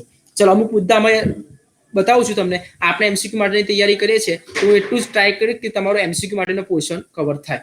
મેં તમને પહેલા જ કીધું આ ચેપ્ટરને જો તમે 3 કે 2 માર્ક્સ કે 4 માર્ક્સમાં સ્કીપ કરશો તો કોઈ વાંધો નથી, છોડ દેજો, બિલકુલ ઓરમાં નીકળી જશે. પરંતુ એમસીક્યુમાં 3 માર્ક્સ લેવાના છે, આપણે એની તૈયારી કરીએ છીએ. અને તમને કરવું હોય તો તમારી છૂટ છે, પણ આ તો તમારા કહું છું જ બરાબર. અને તેને ઇન્ટરેસ્ટ હોય કરવામાં તો બિલકુલ કરીને જ જજો, બરાબર છે. ઓકે, તો ચાલો હવે આપણે વાત કરીશું એના ટૂંકમાં મુદ્દા. યાદ રાખો, હવે યાદ રાખો ફોટો ઇલેક્ટ્રિક્સ જે છે, યાદ રાખો સૌથી પહેલા આપણે આમાં શું ભણ્યા, ફોટો ઇલેક્ટ્રિકની સંખ્યા. ફોટો ઇલેક્ટ્રિક્સની સંખ્યાનો મતલબ શું થાય, અહીંયા જો એસ એ કેવો છે ધન, સી શું છે ઋણ, તો આકર્ષણ થશે. આકર્ષણ થશે એટલે ફોટો ઇલેક્ટ્રોન્સની સંખ્યામાં શું થશે, વધારો થશે. ફોટો ઇલેક્ટ્રોનની સંખ્યામાં શું થશે, વધારો થશે. અહીંયા બતાવો, એસ એ શું છે ઋણ, કોની સાપેક્ષે, સી ની સાપેક્ષે. એનો મતલબ શું થશે, અપાકર્ષણ થાય. અપાકર્ષણ થાય તો ફોટો ઇલેક્ટ્રિકની સંખ્યામાં શું થાય, ઘટાડો થાય. પહેલામાં વધારો થયો, હવે ઘટાડો. તો આ જે ઘટાડો અને વધારો થાય એને જ કહેવામાં આવે છે, એક વસ્તુ આપે છે જેને કહેવામાં આવે છે તીવ્રતા. શું આપે છે, તીવ્રતા. યાદ રાખો, તો એક નોંધ આ પોઈન્ટ અહીંયાથી બહાર આવે છે કે ફોટો ઇલેક્ટ્રોન્સની સંખ્યા એ, યાદ રાખો ફોટો ઇલેક્ટ્રોન્સની સંખ્યા, યાદ રાખો ફોટો ઇલેક્ટ્રોન્સની સંખ્યા કોના પર આધાર રાખે છે, કોના સમપ્રમાણમાં હોય છે, તીવ્રતાના સમપ્રમાણમાં હોય છે. આ યાદ રાખો. ઓકે, તો આ ખાસ આ પ્રયોગ પરથી આ જાણવા માટે. તો ફોટો ઇલેક્ટ્રોન્સની સંખ્યા એ કોના સમપ્રમાણમાં હોય છે, તીવ્રતાના સમપ્રમાણમાં હોય છે. ઓકે, મેં તમને કીધું એ પ્રમાણે કે અહીંયા શું થશે, આકર્ષણ. આકર્ષણ એટલે ફોટો ઇલેક્ટ્રોનની સંખ્યામાં વધારો થશે. આમાં શું થાય, ઘટાડો. ફોટો ઇલેક્ટ્રોનની સંખ્યામાં શું થાય, ઘટાડો થશે. ધેટ મીન્સ આ એક મુદ્દો બહાર આવ્યો, ફોટો ઇલેક્ટ્રોનની સંખ્યામાં વધારો કે ઘટાડો થાય એટલે સમપ્રમાણમાં હોય છે. ચલો બીજો પોઈન્ટ. બીજો પોઈન્ટ કયો ભણ્યા આપણે, જો આ ફોર્મ્યુલા ભણ્યા. કઈ ફોર્મ્યુલા, હા, k = 1/2 mv². બરાબર. તો ગતિ ઉર્જા જે છે, યાદ રાખો k એટલે ગતિ ઉર્જા, એ હંમેશા આવૃત્તિ પર આધાર રાખે છે. કોના પર આધાર રાખે છે, આવૃત્તિ પર આધાર રાખે છે. તરત એક મુદ્દો બહાર આવ્યો. ચલો ફરી એક વખત હું સમજાવવાનો ટ્રાય કરું છું. અહીંયા તમને જો હું તમને એક એક્ઝામ્પલ આપું છું, સમજજો. ફટાફટ એક એક્ઝામ્પલ આપી દો. ધારો કે તમારી પાસે 5 બલ્બ છે. હું આ જ એક્ઝામ્પલ વધારે આપતો હોઉં છું કે છોકરાઓને ઇઝીલી ખબર પડી જાય છે. આ 5 બલ્બ છે. હું તમને એવું કહું, સાંભળજો કે આ બધા જે બલ્બ છે, આ બધા બલ્બ છે, એનો કલર વ્હાઈટ છે. કયો છે, સમજો. આનાથી તમને આખો પ્રયોગ સમજમાં આવી જશે. આ 5 બલ્બ છે, આ 5 બલ્બનો જે કલર જે છે વ્હાઈટ છે. પરંતુ આ 100 વોટ છે, આ 200 છે, આ 300 છે, આ 400 છે અને આ 500 છે. હવે મને બતાવો આમાં કઈ વસ્તુ બદલાશે. તમે શું નોંધશો, તમારા ઘરે 5 બલ્બ છે, બધાનો કલર સેમ છે, પરંતુ બલ્બને ચાલુ કરો, બરાબર. તો તમે જોયું હશે કે આમાં પ્રકાશ ઓછો આપે છે, એના કરતા આમાં પ્રકાશ વધારે આપે, એના કરતા આમાં પ્રકાશ વધારે આપે, એના કરતા આમાં વધારે, એના કરતા પણ આનામાં વધારે આવશે. એનો મતલબ કે તીવ્રતા, યાદ રાખો તીવ્રતા, કલર સેમ હોય, યાદ રાખો મારી વાત, કલર સેમ હોય તો તીવ્રતા પર આધાર રાખે છે. યાદ રાખો. હવે કલરને આ જે બદલાય છે 100, 200, 300, 400 અને 500, આ જે બદલાય છે એનો મતલબ એ તીવ્રતાના સમપ્રમાણમાં હોય છે. હવે હું શું કરું છું, કલર જે છે એને ચેન્જ કરી દઉં છું. પહેલા કલર ચેન્જ નહોતો કર્યો, કલર એકનો એક જ હતો. હવે હું શું કરું છું, 100 વોટ જ લઈશ. 5 બલ્બ છે તમારી પાસે, 5 બલ્બ છે, 1 2 3 4 5. કેટલા બલ્બ છે, 5. પરંતુ આનો જે કલર જે છે ને એ ચેન્જ કરી દીધો. ધારો કે કોઈ બી કલર ચેન્જ કરી દીધો, બ્લેક, બ્રાઉન, ફલાણું. હવે કલરને ચેન્જ કરવામાં આવે તો યાદ રાખો એ આવૃત્તિ બદલાઈ જશે. શું બદલાઈ જશે, આવૃત્તિ બદલાઈ જશે. આમાં ખબર પડી ગઈ આ કન્સેપ્ટમાં. ફરી એક વખત, ધારો કે આ 100 છે, 100 બધા 5 બલ્બ 100 વોટના છે, 100 વોટના, પરંતુ કલર કેવો છે, અલગ અલગ. એનો મતલબ કે આવૃત્તિ કેવી જઈ જશે, બધાની બદલાઈ જશે. આમાં આવૃત્તિ બદલાશે ઉપરના કેસમાં, આ કેસમાં આવૃત્તિ બદલાશે કે નહીં, યસ ઓર નો? બીજા કેસમાં આવૃત્તિ બદલાશે. કેમ બદલાશે, કલર કેવો છે, અલગ અલગ છે. તો કલર અલગ અલગ છે એનો મતલબ આવૃત્તિ કેવી છે, બરાબર. આ કેસમાં શું છે, કલર કેવો છે, એક જ છે, સેમ છે, પરંતુ શું અલગ છે, વોલ્ટ અલગ છે. તો વોટ અલગ છે એનો મતલબ એ તીવ્રતાના સમપ્રમાણમાં હોય. કલર અલગ અલગ હોય, ફરી એક વખત, વોટ અલગ છે, પાવર અલગ છે, તો એ તીવ્રતાના સમપ્રમાણમાં હોય, અને કલર અલગ અલગ હોય એનો મતલબ એ આવૃત્તિના સમપ્રમાણમાં હોય. તો અહીંયા આપણે ભણ્યા કે એ આવૃત્તિ પર આધાર રાખે છે. આ જે ફોર્મ્યુલા લાયા એ. તો એક અલગ ગ્રાફ છે પણ હું તમને બતાવતો નથી, આપણે એમસીક્યુ માટેની તૈયારી કરીએ છીએ એટલા માટે. ઓકે, તો યાદ રાખો.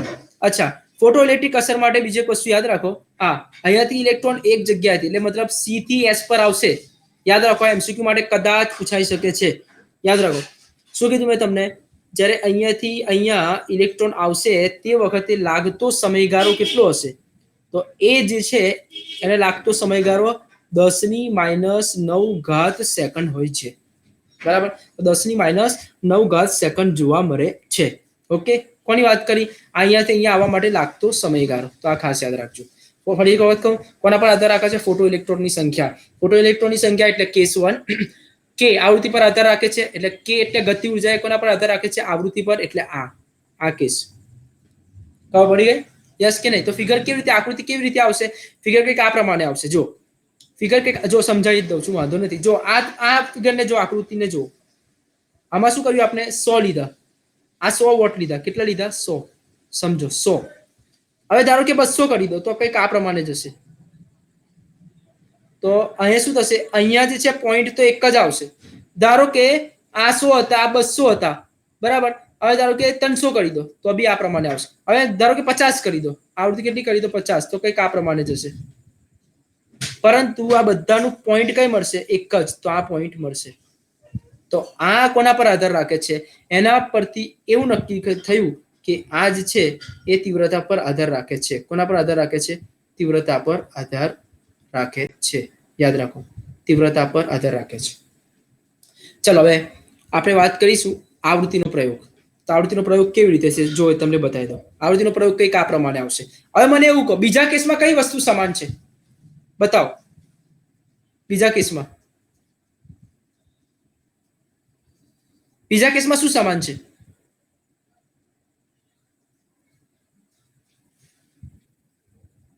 હા, વોટ. પાવર કેવો છે? સમાન. તો પાવર સમાન છે, કલર કેવો છે? અલગ અલગ. પહેલા કેસમાં શું હતું બતાવો. જો પહેલા કેસમાં આપણે 100 લીધા. ધારો કે આ 100 છે, આ 100 લીધા, આ 200 લીધા, આ 300 લીધા, પણ તીવ્રતા કેવી મળે છે? અહીંયા એક જ પોઈન્ટ પર મળશે. એ જ પ્રમાણે ધારો કે આ બીજો કેસ લઈએ તો બીજા કેસમાં વોટ કેવો છે? સેમ રહેશે, પરંતુ કલર કેવો છે? અલગ અલગ. તો આ જે પોઈન્ટ મળશે એ અલગ અલગ મળશે. હવે ખબર પડી ગઈ? આ 100 વોટ જ છે, કલર અલગ અલગ છે, તો તમને આ પ્રમાણે કંઈક મળશે. ઓકે, તો આને હું નામ આપી દઉં કે આવૃત્તિનું નામ આપી દઉં. તો આને સોરી, આને કહી શકાય V01, આને કહી શકાય V02, અને આને કહી શકાય V03. અને આ બધું કેવું છે? માઇનસમાં. કેમ કે આ પ્લસ છે, આ માઇનસ છે. યાદ રાખો. ઓકે, તો આ જે તમારો ગ્રાફ આવશે કોનો આવશે? ગતિ ઉર્જાનો. કોનો ગ્રાફ આવશે? ગતિ ઉર્જાનો. તો ખાસ યાદ રાખજો, આ ગતિ ઉર્જાનો ગ્રાફ છે. અને પેલો જે ગ્રાફ હતો એ આવૃત્તિનો ગ્રાફ હતો. બરાબર. આઈ હોપ કે તમને ખબર પડી હશે. તો પહેલો જે ગ્રાફ હતો એ કંઈક આ પ્રમાણે હતો. એમાં જો આ 3 અલગ અલગ હતું, બરાબર. એટલે 100, 200, 300 વોટ એવર તમે લઈ શકો છો. 100, 200, 300 તેમાં જે પોઈન્ટ આવશે એક જ પોઈન્ટ પર અહીંયા આપણે મળશે. જ્યારે અહીંયા કેવું છે કે 100 વોટ, કલર અલગ અલગ છે, તો આપણે અહીંયા અલગ અલગ જોવા મળશે. એનો મતલબ શું થશે કે આવૃત્તિની શું વાત કરીએ તો આવૃત્તિ કોની હશે? F3 greater than F2 greater than F2 greater than F1. તો આ જે તમારે આવશે એ યાદ રાખો, એમસીક્યુ માટે કદાચ અહીંયાથી પૂછાઈ શકે છે. પરંતુ ખાસ તો K = 1/2m². યાદ રાખો. આઈ હોપ કે તમને આ કન્સેપ્ટ સમજ પડી હશે. મેં આખી થિયરી તમને સમજાવી દીધી કે જેથી તમને કોઈ ડિફિકલ્ટી ના હોય. કેમ કે આ ચેપ્ટરમાં બધા છોકરાઓને તકલીફ પડતી હોય છે. અને આ ચેપ્ટરમાં ખાલી આ જ થોડી થિયરી છે જે સમજવા જેવી છે, બાકી બધું એકદમ સરળ છે. ઓકે, તો સૌથી પહેલા હજી એક વખત કહું છું, શોર્ટમાં બતાવું છું. ફોટો ઇલેક્ટ્રોનની સંખ્યા કોના સમપ્રમાણમાં હોય છે? તીવ્રતાના. કેવી રીતે? મેં તમને આ બતાવ્યું. આ પહેલો કેસ. ચલો, કે આવૃત્તિ પર આધાર રાખે છે. એટલે કે એટલે શું છે? ગતિ ઉર્જા. એ કોના પર આધાર રાખે છે? આવૃત્તિ પર આધાર રાખે છે. એ તમને બતાવ્યું, કેમ કે કલર અલગ અલગ છે એટલા માટે. તેનું એક આ ખાસ યાદ રાખજો. ઓકે, આઈ હોપ કે તમને ખબર પડી ગઈ હશે. હવે આપણે નેક્સ્ટ પોઈન્ટ તરફ જઈ રહ્યા છે. તો નેક્સ્ટ પોઈન્ટ કંઈક આ પ્રમાણે હશે. જો કોઈ ડિફિકલ્ટી છે? કોઈને ક્વેશ્ચન છે? કોઈને? આમાંથી સ્ટોપિંગ પોટેન્શિયલ ખાસ કરી દેજો, રાઈટ. સ્ટોપિંગ પોટેન્શિયલમાં આ ફોર્મ્યુલા ખાસ કરી દેજો, કે ઇક્વલ ટુ 1/2 mv સ્ક્વેર અથવા કે ઇક્વલ ટુ EV નોટ, કે ની જગ્યાએ આ, બરાબર. તો કે ઇક્વલ ટુ EV નોટ, આ ફોર્મ્યુલા ખાસ કરી દેજો. આઈ હોપ કે તમને ખબર પડી હશે. મેં શોર્ટમાં સમજાવવાનો ટ્રાય કર્યો છે, પણ તમને 100% આવી જશે. તો આજે એક વખત કહું છું, આ આવૃત્તિનો વાળો આલેખ છે અને આ તીવ્રતા વાળો છે.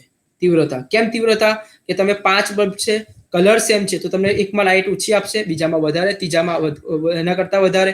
આપણા ઘરમાં ડીમ ફૂલ લાઇટ થાય છે, બસ એ જે તીવ્રતા પર આધાર રાખે છે, રાઈટ. તો આપણે ખાસ આ પોઈન્ટ યાદ રાખીશું. છે કોઈને ડિફિકલ્ટી, કોઈને ખબર ના પડી એવું કંઈક છે? બોલો બોલો. કોઈને કોઈ ડિફિકલ્ટી હોય તો કહો, પછી આગળ ચાલુ. કોઈને સમજ ના પડી એવું કંઈક છે તો આગળ ચલાવો.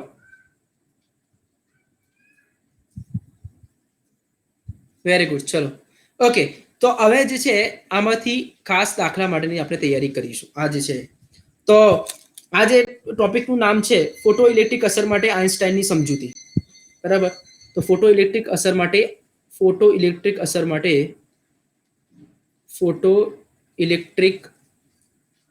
માટે હવે ફટાફટ ચાલશે એટલે વાંધો નહીં, કે આ ટોપિક જ મને ખાસ તમને સમજાવવો હતો. ફોટો ઇલેક્ટ્રિક અસર માટે કોની સમજૂતી છે? આપણી પાસે છે આપણી પાસે મહાન સાયન્ટિસ્ટ એવા હતા જેને કહેવામાં આવે છે આઇન્સ્ટાઈન સાયન્ટિસ્ટ, બરાબર. King of physics. અચ્છા, તો આ તમને સૌથી પહેલા હું સમજાવવાનો ટ્રાય કરું છું. આઇન્સ્ટાઈને છે ને થિયરી ઓફ રિલેટિવિટી આપી. ક્યારે? 1905 માં. શું આપી? ખાલી હું તમને ખાલી સમજાવવા માંગુ છું ઉપરથી. 1905 માં થિયરી ઓફ રિલેટિવિટી. પછી એમને છે ને ઘણી બધી શોધો, ફોટો ઇલેક્ટ્રિક અસરની થિયરી પર એમને કામ કર્યું, અને લગભગ 1921 માં એમને ફોટો ઇલેક્ટ્રિક અસર પર, યાદ રાખો, 1921 માં એમને ફોટો ઇલેક્ટ્રિક અસર પર એમને નોબેલ પારિતોષિક આપવામાં આવ્યું. અમુક છોકરાઓને ખબર નહીં હોતી કઈ વસ્તુ પર એમને નોબેલ પારિતોષિક આપવામાં આવ્યું. તો યાદ રાખો, આઇન્સ્ટાઈને જે નોબેલ પારિતોષિક આપવામાં આવ્યું, નોબેલ મતલબ એવોર્ડ આપવામાં આવ્યો, એ જે છે ફોટો ઇલેક્ટ્રિક અસર પર આપવામાં આવ્યો છે. અમુક છોકરાઓ કહે છે કે sir equal to MC square પર આપવામાં આવ્યો. ના, ખોટું છે. યાદ રાખો, એમને જે આપવામાં આવ્યું નોબેલ એવોર્ડ આપવામાં આવ્યો એ ફોટો ઇલેક્ટ્રિક અસર પર આપવામાં આવ્યો છે. તો આ એક વસ્તુ ધ્યાન આપજો, જે કહું છું એ થિયરી, એટલે આ થિયરી પર આપવામાં આવ્યો છે, બરાબર. હવે જો આઇન્સ્ટાઈને શું કીધું તમને બતાવું છું. ધારો કે એક સપાટી છે, આ એક સપાટી છે, બરાબર. તો આ એક સપાટી પર પ્રકાશને આપાત કરો, એનો મતલબ એવું કીધું કે E proportional to F. હવે F શું છે? એ આવૃત્તિ છે. તો કોઈ પણ પ્રકાશને તમે આપાત કરશો, એમાં પર્ટિક્યુલર કોઈને કોઈ આવૃત્તિ હશે. પછી શું થયું ખબર?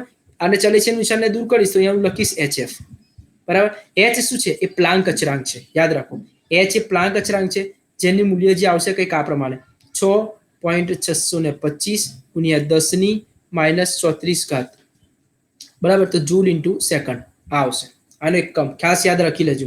અમુક છોકરાઓને આ કિંમત તો ખબર હોય છે, એનો એકમ નથી ખબર હોતો. તો પ્લાન્ક અચળાંકનો એકમ શું આવશે? જૂલ ઇન્ટુ સેકન્ડ, બરાબર. તો યાદ રાખો, ઇન શોર્ટ હું તમને કહેવા એ માંગુ છું, ફોટો ઇલેક્ટ્રિક અસરમાં શું છે?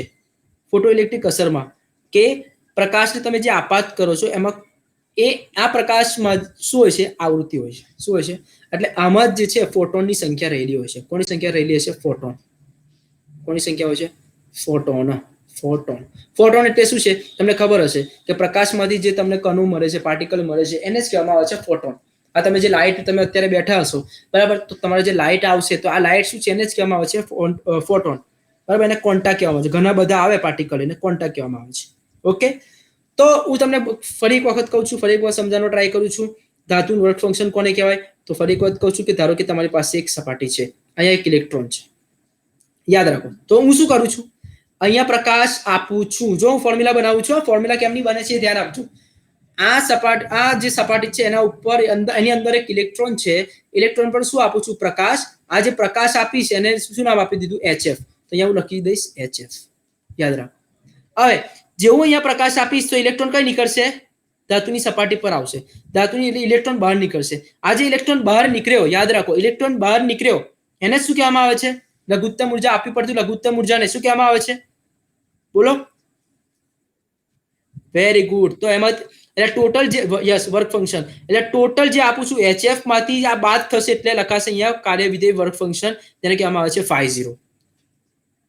આને જ કહેવામાં આવે છે કે મેક્સિમમ, એટલે ગતિ ઉર્જા, મહત્તમ ગતિ ઉર્જા. ચલો આ ફોર્મ્યુલા કઈ ગોખવા જેવી લાગી તમને? કઈ ગોખવા જેવી છે જ નહીં, યાદ રાખો. ફરી એક વખત કહું છું, ત્યાં તમારી સપાટી છે, સપાટી પર કોઈ પ્રકાશને આપાત કરો, એક ઇલેક્ટ્રોન છે એટલે HF આવ્યો. આ ઇલેક્ટ્રોનને બહાર કાઢવા માટે આપવી પડતી લઘુત્તમ ઉર્જા અને કાર્યવિધિ એટલે માઇનસ આપણે બાદ કરીશું. તો આને જ કહેવામાં આવે છે કે મેક્સિમમ. આ જે સમીકરણ છે એ જ ફોટો ઇલેક્ટ્રિક અસર માટે આઇન્સ્ટાઈનનું સમીકરણ છે. ઓકે, આ જે સમીકરણ છે એ જ ફોટો ઇલેક્ટ્રિક અસર માટે આઇન્સ્ટાઈનનું સમીકરણ છે. ચલો હવે જો સમજો. હવે ફોર્મ્યુલાનો પાર્ટ સ્ટાર્ટ થયો. યાદ રાખો, ફોર્મ્યુલાના પાર્ટમાં એકદમ ઈઝી છે આ ચેપ્ટરના ફોર્મ્યુલા. ખબર નહીં કેમ છોકરાઓને હાલ લાગે છે. હું તો સૌથી ઈઝી ચેપ્ટર આને માનું છું, કેમ કે આમાં ફોર્મ્યુલા છે અને ખાલી ઉપરનો કન્સેપ્ટ સમજવાનો છે. ચલો, કે બરાબર મેં આગળના ફોર્મ્યુલામાં શું લખ્યું? આગળની સ્લાઇડમાં વેરી ગુડ, હા લખી શકીએ છીએ. એટલે આપણે લખી શકીએ છીએ EV0 આ એચ એમ ના એમ. એફ શું છે? આવૃત્તિ. આવૃત્તિ કેવી રીતે લખાય? સી ના છેદમાં લેમ્ડા. ચેપ્ટર નંબર 8 માં આવી ગયું. એસ સી ના છેદમાં લેમ્ડા માઇનસ અહીંયા લખી શકો છો 50. લખી શકાય? Yes or no? ઓકે, તો આ ખાસ યાદ રાખો. તો આને આવી રીતે લખી શકાય છે. ઓકે, તો આ તમારી પાસે એક ફોર્મ્યુલા છે. EV naught equal to SC upon lambda equal to 5. હવે એક્ઝામમાં તમને એમ પણ આપેલો હોય, વી પણ આપેલો હોય. ફરી એક વખત જો એક્ઝામમાં તમને, હું અહીંયા નોટ કરીને લખું છું પોઈન્ટ, યાદ રાખો. જો એક્ઝામમાં તમને એમ પણ આપેલો હોય, એમ એટલે દર, વી પણ આપેલો હોય, તો કઈ ફોર્મ્યુલા મૂકશું? તો યાદ રાખો, આ જે ફોર્મ્યુલા છે ને હું એક નામ આપી દઉં છું, આ ફોર્મ્યુલા છે ને હું બે નામ આપી દઉં છું. જ્યારે એક્ઝામમાં તમને એમ પણ આપેલો હોય, વી પણ આપેલો હોય, તો ચૂપચાપ કે ની જગ્યાએ શું લખી દેવાનું? 1/2 mv square equal to HF minus 5 naught. પડી ગઈ ખબર? ઓકે, આઈ હોપ કે તમને આમાં ખબર પડી ગઈ હશે. ઓકે, હવે જો ફરી એક વખત કહું છું, તમે આ પ્રમાણે પણ લખી શકો. H5 જે છે, H5 એને હું નામ આપી દઉં 5, અને આ તો હતો 5 નોટ. આવી રીતે બી લખી શકો છો. હવે આ 5 નોટ શું છે? આ 5 નોટ શું છે? ઓકે, અધરવાઇઝ તમે આમ પણ લખી શકો છો. જો HF માઇનસ અહીંયા લખીશું HF નોટ. HF not. તો આ F નોટ શું છે? આ F નોટ ને કહેવામાં આવે છે થ્રેશોલ્ડ આવૃત્તિ. તો આ થ્રેશોલ્ડ, આ જે આવશે એ થ્રેશોલ્ડ, ખબર નહીં પેન કેમ નહીં ચાલતું, થ્રેશોલ્ડ આવૃત્તિ કહેવામાં આવે છે. ઓકે, તો આને કહેવામાં આવે છે થ્રેશોલ્ડ આવૃત્તિ. રાઈટ? તો પેન થોડું ચાલતું નથી એટલા માટે. તો આ જે આવશે તમારું થ્રેશોલ્ડ આવૃત્તિ. કોને? એફ નોટ ને. ઓકે, ખબર પડી ગઈ શું કહેવા માંગુ છું? ચલો હવે જે સમજાવું છું એ સમજો. સમીકરણ નંબર 2 કઈ છે? જો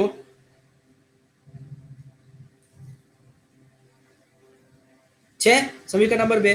સમીકરણ નંબર 2 માં હું શું કરું છું? અહીંયા હું લખું છું EV નોટ ઇક્વલ ટુ અથવા ડાયરેક્ટ આપી લખી શકીએ તો વાંધો નથી. બરાબર? તો જો સમીકરણ નંબર 2 પર ધ્યાન આપો, હું આગળ લખું છું. સમીકરણ નંબર 2 છે EV નોટ ઇક્વલ ટુ, અહીંયા લખીશ EV naught equal to SC by lambda minus SC ના છેદમાં લેમ્ડા 0. કેમ આવું લખ્યું? આ 50 છે તો અહીંયા લખાશે. આ જો આ 50 છે, 50 ની જગ્યાએ શું લખાય? આ 5 છે અને આ 50. તો 5 હતા તો આપણે 80 ના છેદમાં લેમ્ડા લખ્યા. તો 50 છે તો શું લખીશું? 80 ના છેદમાં લેમ્ડા 0. ખબર પડી ગઈ? Yes or no? ઓકે, ચલો નેક્સ્ટ. હવે જો હું શું કરું છું? આ V0 ને એમના એમ જ રાખું છું. ઇક્વલ ટુ HC ના છેદમાં લેમ્ડા માઇનસ HC ના છેદમાં લેમ્ડા 0. હવે આ ઈ કઈ ગયો? તો કે ઈ તો નીચે જતો રહ્યો, તો અહીંયા નીચે આવતો રહેશે. યાદ રાખો, કઈ આવતો રહેશે? નીચે આવતો રહેશે. ઓકે, તો આ ખાસ એક ટર્મ યાદ રાખી લો. કઈ ટર્મ? ઓકે, હવે જોજો, સમજજો, હું જે સમજાવું છું એ સમજજો. H ના છેદમાં ઈ, પહેલા કહું છું SC ના છેદમાં ઈ લેમ્ડા. ઈ કઈ આવ્યો? નીચે આવ્યો. બરાબર? અહીંયા બી જશે, નીચે આવશે. રાઈટ? હવે H ના છેદમાં ઈ જે છે ને એક્ઝામમાં પૂછી શકે છે. આ ટર્મ મોસ્ટ ઇમ્પોર્ટન્ટ છે. H ના છેદમાં ઈ શું દર્શાવે છે? એક્ઝામમાં એવું પૂછે. તો યાદ રાખો કે એ જે છે સુરેખ ઢાળ દર્શાવે છે. શું દર્શાવે છે? સુરેખ ઢાળ દર્શાવે છે. યાદ રાખો. ઓકે, તો આ સુરેખ ઢાળ દર્શાવશે. કોના માટે? આ કોના? h ના છેદમાં e. એ શું દર્શાવે છે? સુરેખ ઢાળ.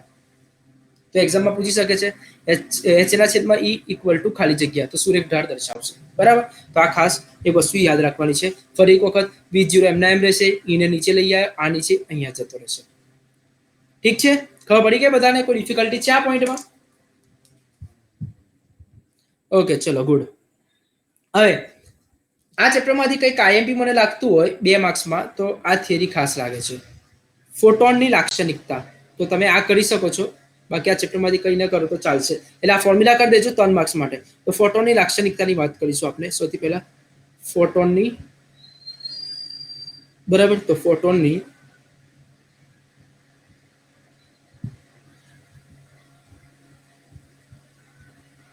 લાક્ષણિકતા. ચલો, એકદમ સિમ્પલ છે. આમાંથી એમસીક્યુ પણ આવે છે અને એક્ઝામમાં પણ પૂછાય છે. હું તમને ફોટોની લાક્ષણિકતા બતાવતો નથી, કેમ કે આપણી પાસે ટાઈમ ઓછો છે, પ્લસ આપણે એમસીક્યુ ની તૈયારી કરીએ છીએ, તો તમને ડિટેલમાં નથી બતાવતો, પરંતુ તમને એના ફોર્મ્યુલા બતાવું છું. જો ધ્યાન આપો. મેં તમને અત્યારે જ કીધું કે ધારો કે આ ધાતુની સપાટી છે, બરાબર. એમાં પ્રકાશને આપાત કરો તો એની એક ઉર્જાનું સૂત્ર આવશે E equal to HF. E equal to HF. એક આ ફોર્મ્યુલા ખાસ યાદ રાખવાનું છે. ઓકે, તો પડી ગયા શું કહેવા માંગુ છું? ચલો, તો આ ફોર્મ્યુલા તમને ખાસ યાદ રાખવાનું છે. અચ્છા, હવે મને એવું કહેજો, અહીંયા E શું છે? E એ આઇન્સ્ટાઈન માટેનું એક સૂત્ર છે, બરાબર. એને કહેવામાં આવે છે mc² equal to mc² equal to HF. હું શું કરું છું? એમના એમ, c² છે એની જગ્યાએ mc ઇન્ટુ c લખી દઈશ, ઇક્વલ ટુ અહીંયા લખાશે HF. બરાબર. હવે તમને એ બી ખબર છે p ઇક્વલ ટુ શું લખાય? p બરાબર શું લખાય? m into v. બરાબર. ઓકે, તો હું આવી રીતે લખી શકું છું p બરાબર m v એટલે વેગ છે, આની જગ્યાએ આપણે c લખી દઈએ, પ્રકાશની ઝડપ. બરાબર. તો પ્રકાશની ઝડપ શું છે? c. તો mc. તો p ઇક્વલ ટુ mv લખો તો બી ચાલે, p ઇક્વલ ટુ mc લખો, એ વેગમાન જ છે. તો જ્યાં પણ mc દેખાય ત્યાં હું શું લખીશ? p. આ c એમના એમ ઇક્વલ ટુ HF. ઓકે, આ જે તમારી પાસે f. હવે p શોધવો હોય તો શું કરવું પડે? p શોધવો હોય ત્યાં લખાશે HF ના છેદમાં c. ચલો, તો પહેલો પોઈન્ટ જો ફોટો, જો એક્ઝામમાં લખો તો લખી શકો છો. નંબર આ પહેલો પોઈન્ટ આવશે. ફોટોનની ઉર્જા E ઇક્વલ ટુ HF હોય છે. ઓકે, પહેલો પોઈન્ટ. ફોટોનનું વેગમાન, બીજો પોઈન્ટ, ફોટોનનું વેગમાન P ઇક્વલ ટુ HF ના છેદમાં c હોય છે. યાદ રાખો. બરાબર. ફરી એક વખત, ફોટોનની ઉર્જા E ઇક્વલ ટુ HF, આ પહેલો પોઈન્ટ આવશે. એક્ઝામમાં આવું જ લખી શકો છો તમે. ફોટોનની ઉર્જા E ઇક્વલ ટુ HF. બીજો પોઈન્ટ, ફોટોનનું વેગમાન HF ના છેદમાં c, એટલે બીજો પોઈન્ટ આવશે. ઓકે, ચલો હવે નેક્સ્ટ. પછી આવી રીતે બી લખી શકો છો, અધરવાઇઝ તમને લખવું હોય HF, F ની જગ્યાએ શું લખાય? HC ના છેદમાં લેમ્ડા. અહીંયા લખી શકો છો HC ના છેદમાં લેમ્ડા. તો આ તમે વધારે લખી શકો છો. હવે જો ફોટોન જે છે ને વિદ્યુતની દ્રષ્ટિએ કેવો છે? તટસ્થ છે. યાદ રાખો. બરાબર. એટલે એનો વિદ્યુતભાર કેવો છે? વિદ્યુતભાર હોતો નથી, એનો મતલબ તટસ્થ છે. તો ફોટોન વિદ્યુતની દ્રષ્ટિએ કેવો છે? તટસ્થ છે. યાદ રાખો. એટલા માટે વિદ્યુત કે ચુંબકીય ક્ષેત્રો અનુભવતા નથી. તો આ ત્રીજો પોઈન્ટ લખી શકો છો. આના 4 પોઈન્ટ યાદ રાખી લો. પહેલો પોઈન્ટ કયો છે? ફોટોનની ઉર્જા HF છે. બીજો પોઈન્ટ કયો છે? ફોટોનનું વેગમાન HF ના છેદમાં c છે. ત્રીજો પોઈન્ટ કયો આવશે? વિદ્યુતની દ્રષ્ટિએ કેવો છે? તટસ્થ છે. ઓકે, ખબર પડી ગઈ શું કહેવા માંગુ છું? ઓકે, અને ચોથો પોઈન્ટ તમે લખી શકો છો કે ફોટોનમાં કુલ ઉર્જા અને કુલ વેગમાનનું સંરક્ષણ થાય છે. એટલે ઉર્જા સંરક્ષણના નિયમનું શું કરે છે? પાલન કરે છે. બરાબર. આ થિયરીમાં છે. હું થિયરી અગેન કહું છું, હું ચલાવતો નથી. આ તમારે ફોર્મ્યુલામાં એમસીક્યુ માટેની તૈયારી કરું છું, તો આ કન્સેપ્ટ ખાસ યાદ રાખજો. ફરી એક વખત પણ આ તમને બતાવી દઉં છું. ફોટોનની લાક્ષણિકતામાં પહેલી લાક્ષણિકતા શું લખાય? E equal to HF. એટલે ફોટોનની ઉર્જા HF છે. ફોટોનનું વેગમાન HF ના છેદમાં c છે. ત્રીજો પોઈન્ટ કયો કીધો? ફોટોનની વિદ્યુતની દ્રષ્ટિએ કેવો છે? તટસ્થ છે. એટલે અહીંયા ત્રીજો પોઈન્ટ લખી શકો છો કે તટસ્થ છે. બરાબર. તો આ ત્રીજો પોઈન્ટ આવશે. અને ચોથો પોઈન્ટ લખી શકો છો કે ઉર્જા અને વેગમાનના સંરક્ષણ, એટલે કે કુલ ઉર્જા અને વેગમાનના સંરક્ષણના નિયમનું પાલન થાય છે.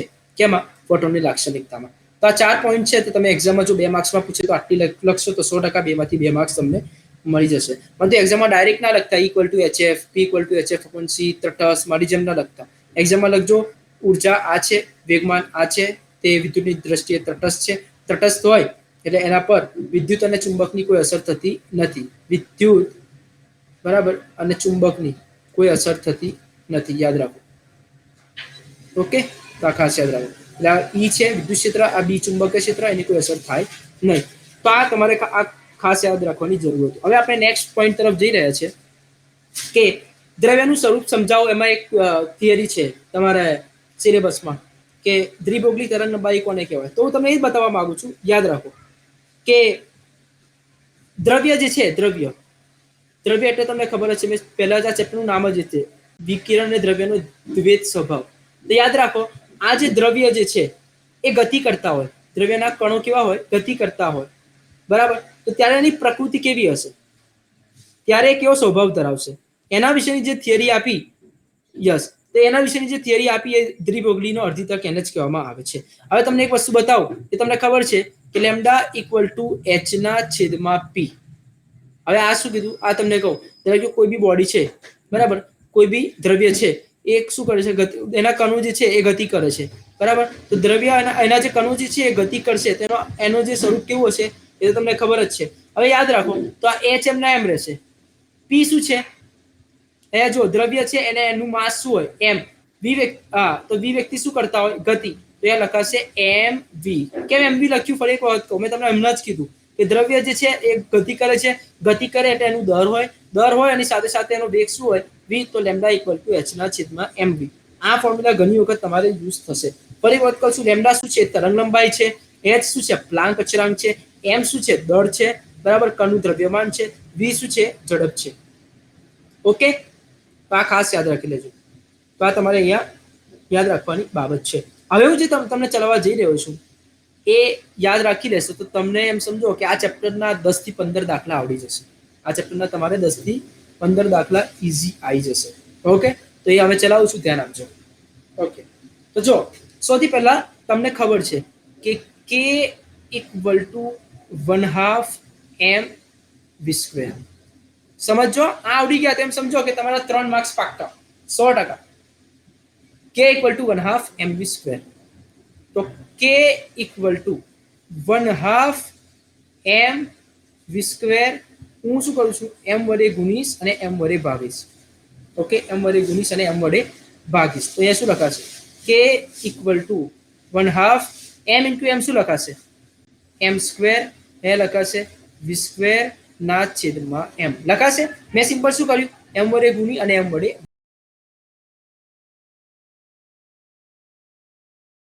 Equal to 1/2. આ mv ને શું કહેવાય, ઓકે, તો પણ આનો વર્ગ છે, એટલા માટે અહીંયા લખાશે p² ના છેદમાં m. તો આ ફોર્મ્યુલા મોસ્ટ આઈએમપી અગેન બતાવું છું. જો આ ખાસ છે, આમાં આ આવડી ગયું આટલું તો તમને 3 માર્ક્સ આવડી જશે, બરાબર. હજી 2-3 ફોર્મ્યુલા આવશે આમાં, તો ફરી એક વખત બતાવું છું. k બરાબર p² ના છેદમાં 2m. હવે હું શું કરું છું, આ સામે જાય તો અહીંયા લખાશે 2mk ઇક્વલ ટુ, અહીંયા લખાશે p². તો અહીંયા સારી રીતે લખી દઉં, p² ઇક્વલ ટુ 2m અને લખાશે k. તો મને આવી રીતે લખવું હોય, મને p શોધવો હોય તો શું કેવી રીતે લખાશે, p શોધવો તો આ પ્રમાણે લખાય, યસ, √2mk. ઓકે, પાછું આપણે ડહાપણ કરવું હોય તો આ રીતે થાય. જો ખાલી આ સૂત્રમાં ડહાપણ જ કરવાનું છે, બીજું કંઈ કરવાનું નથી. ઓકે, આ 2m છે, k બરાબર આગળ શું લખ્યું આપણે, ev0. હા, એ બી લખી શકો છો, યસ, લખી શકો છો, બરાબર. ઓકે, હવે મને કહો દ્વિભોગલી તરંગ લંબાઈ, આને આપણે શું નામ આપ્યું, દ્વિભોગલી તરંગ લંબાઈ, ભોગલી તરંગ લંબાઈ. તો ચલો, તો આ ફોર્મ્યુલા આયા, કેટલા ફોર્મ્યુલા થયા, સૌથી પહેલા એક આ ફોર્મ્યુલા થયું અને એક નામ આપી દો. બીજું કઈ ફોર્મ્યુલા થયું, કે આ બીજું ફોર્મ્યુલા થયું, યાદ રાખો, એટલે એ થયું, એક જ થયું, સોરી. આ જ છે એ ત્રીજું ફોર્મ્યુલા થયું, આ જ છે એ ચોથું ફોર્મ્યુલા થયું. બસ આ ફોર્મ્યુલા યાદ રાખ. હવે લેમ્ડા ઇક્વલ ટુ શું છે, આ ત્રિભોગી તરંગ લંબાઈનો concept, lambda equal two h ના છેદમાં p, બરાબર. ઓકે, તો h એમના એમ જ રહેશે. વોટ ઇઝ p, p ની કિંમત કઈ આવી, સમીકરણ નંબર 4. સમીકરણ નંબર 4 ડાયરેક્ટ p ની કિંમત મુકાય ને, 2mev0, બરાબર. ચલો બસ, એટલે આ તમારે સમીકરણ નંબર 5 આવી ગયું. જો મેં કઈ ગોખાવતો નહીં, એકદમ સિમ્પલ છે, કઈ છે જ નહીં, એકદમ સિમ્પલ છે. આ ફોર્મ્યુલા આવડી ગયા તો 100% 3 માર્ક્સ તમારા પાક્કા લખી રાખો, અથવા 5 માર્ક્સ પાક્કા. આટલા બસ, આટલું જ. આ જે સીટ દેખાય છે ને 6 નંબરનું, એમાં જો આવડી ગયા તો તમારા 3 થી 5 માર્ક્સ પાક્કા છે, અને આમાંથી આવવાનું જ છે. ઓકે, ચલો તમારી પાસે ફોર્મ્યુલા આવી ગયું. કઈ ફોર્મ્યુલા આવ્યું? લેમ્ડા ઇક્વલ ટુ h ના છેદમાં અંદર 2m e v નોટ. બરાબર. હવે જો નેક્સ્ટ બતાવું છું, તો હું આવી રીતે લખી શકું છું. અત્યારે જે ફોર્મ્યુલા આવ્યું એને એઝ ઇટ ઇઝ લખું છું. લેમ્ડા ઇક્વલ ટુ કઈ ફોર્મ્યુલા હતી આપણી પાસે? h ના છેદમાં 2m e v નોટ, અને આ ભાઈ હતું વર્ગમૂળમાં, તો અહીંયા વર્ગમૂળમાં લખીશ. તો જો સમજો. ચલો હવે નેક્સ્ટ. h શું છે? પ્લાન્ક અચળાંક. પ્લાન્ક અચળાંકની કિંમત કઈ છે? 6.625 ગુણ્યા 10 ની માઇનસ 34 ઘાત. રાઈટ. ચલો નેક્સ્ટ. વર્ગમૂળમાં લખીશ એટલે આ આવશે, આખું વર્ગમૂળમાં આવશે. બરાબર. ચલો 2m ના m લખીશ. માસ m શું છે? માસ દર. કોનું દર? ઇલેક્ટ્રોન. ઇલેક્ટ્રોનનો દર કેટલો આવે? 9.1 ગુણ્યા 10 ની માઇનસ 31 ઘાત. રાઈટ. ઈ શું છે? ઈ ખબર છે તમને? 1.6 ગુણ્યા 10 ની માઇનસ 19 ઘાત. વી તો આપેલો જ નથી, એટલે આપણે વી ને એમના એમ જ લખીશું. ઓકે. હવે જો હું તમને કહું છું, હું ડાયરેક્ટ લખીશ, પણ હું તમને બતાવું છું. એચ ની કિંમત તો તમને ખબર જ છે, 6.625 ગુણ્યા 10 ની માઇનસ 34. એને એમના એમ રહેવા દો. હવે આ વર્ગમૂળમાં 2 ગુણ્યા 9.1 ગુણ્યા 1.6 કરો, કેટલા આવે છે બતાવો?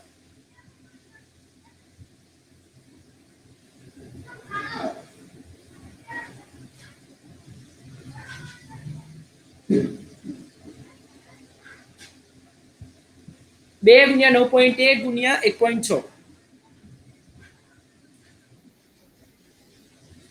29.12 ગુણ્યા, હવે જો સમજો, -31 ને -19 કેટલા થાય? 50 થાય.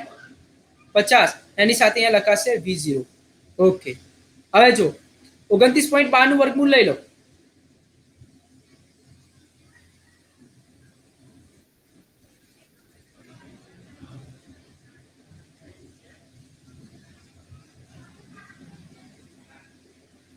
ઓકે. 29.12 નું વર્ગમૂળ કેટલું આવશે? રાઈટ. તો 5.3962. ચલો ઘાત કેટલી છે? 50 હતી. તો યાદ રાખો, વર્ગમૂળ લો એટલે 25 થઈ જાય, અડધી થઈ જાય. રાઈટ. અને v0 તો એમના એમ જ રહેશે, એટલે વર્ગમૂળમાં લઈ લો v0. વર્ગમૂળ v0 એમને એમ જ લેવાનું. ફરી એક વખત કહું છું, આ 5.3962 આયા, વર્ગમૂળ લીધું. 50 નું વર્ગમૂળ કેટલું થઈ જાય? 25 થઈ જાય. અને v0 તો વર્ગમૂળમાં જ છે, આ વર્ગમૂળમાં જ છે, યાદ રાખો. તો એને આપણે કંઈ કરતા નથી, એને વર્ગમૂળમાં લખી દો. 6.625 ભાગ્યા 5.3962 કરો.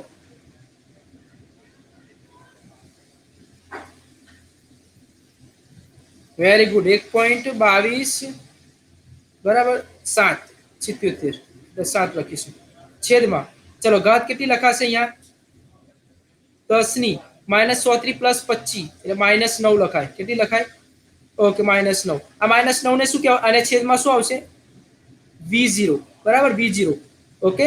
હવે મને એવું કહો, 1.222 ગુણ્યા, અને 10 ની -9 ઘાત એટલે નેનોમીટર. 10 ની -9 ઘાત એટલે નેનોમીટર ના છેદમાં આ લખાશે તમારે v0. બરાબર છે. તો આ ખાસ યાદ રાખો. બસ, તમારે આ ફોર્મ્યુલા આવી ગઈ. ઓકે. ચલો હવે એક જ ફોર્મ્યુલા બાકી રહેશે, પછી ચેપ્ટર પૂરું થશે. આ જે ક્લાસમાં જેટલા એબ્સન્ટ છે અને 80% થી ઓછી હાજરી હશે એને હું ગ્રુપમાંથી કાઢી મૂકીશ. ઓકે. એટલે મેં પહેલાથી એનાઉન્સમેન્ટ તમને નથી કર્યું. ઓકે. ચલો હવે નેક્સ્ટ એક જ ફોર્મ્યુલા બાકી છે, જેને કહેવામાં આવે છે હાઇઝનબર્ગના અનિશ્ચિતતાનો સિદ્ધાંત. બરાબર. તો હાઇઝનબર્ગનો અનિશ્ચિતતાનો સિદ્ધાંત, તો આ ભણીશું આપણે. તમે ધોરણ 11 માં કેમિસ્ટ્રીમાં પણ ભણી ગયા છો. હાઇઝનબર્ગનો અનિશ્ચિતતાનો સિદ્ધાંત કોને કહેવાય? તો જો તમને એક સિમ્પલ બતાવી દઉં. એક ડેલ્ટા એક્સ છે. ડેલ્ટા એક્સ ને શું કહેવાય? સ્થાન.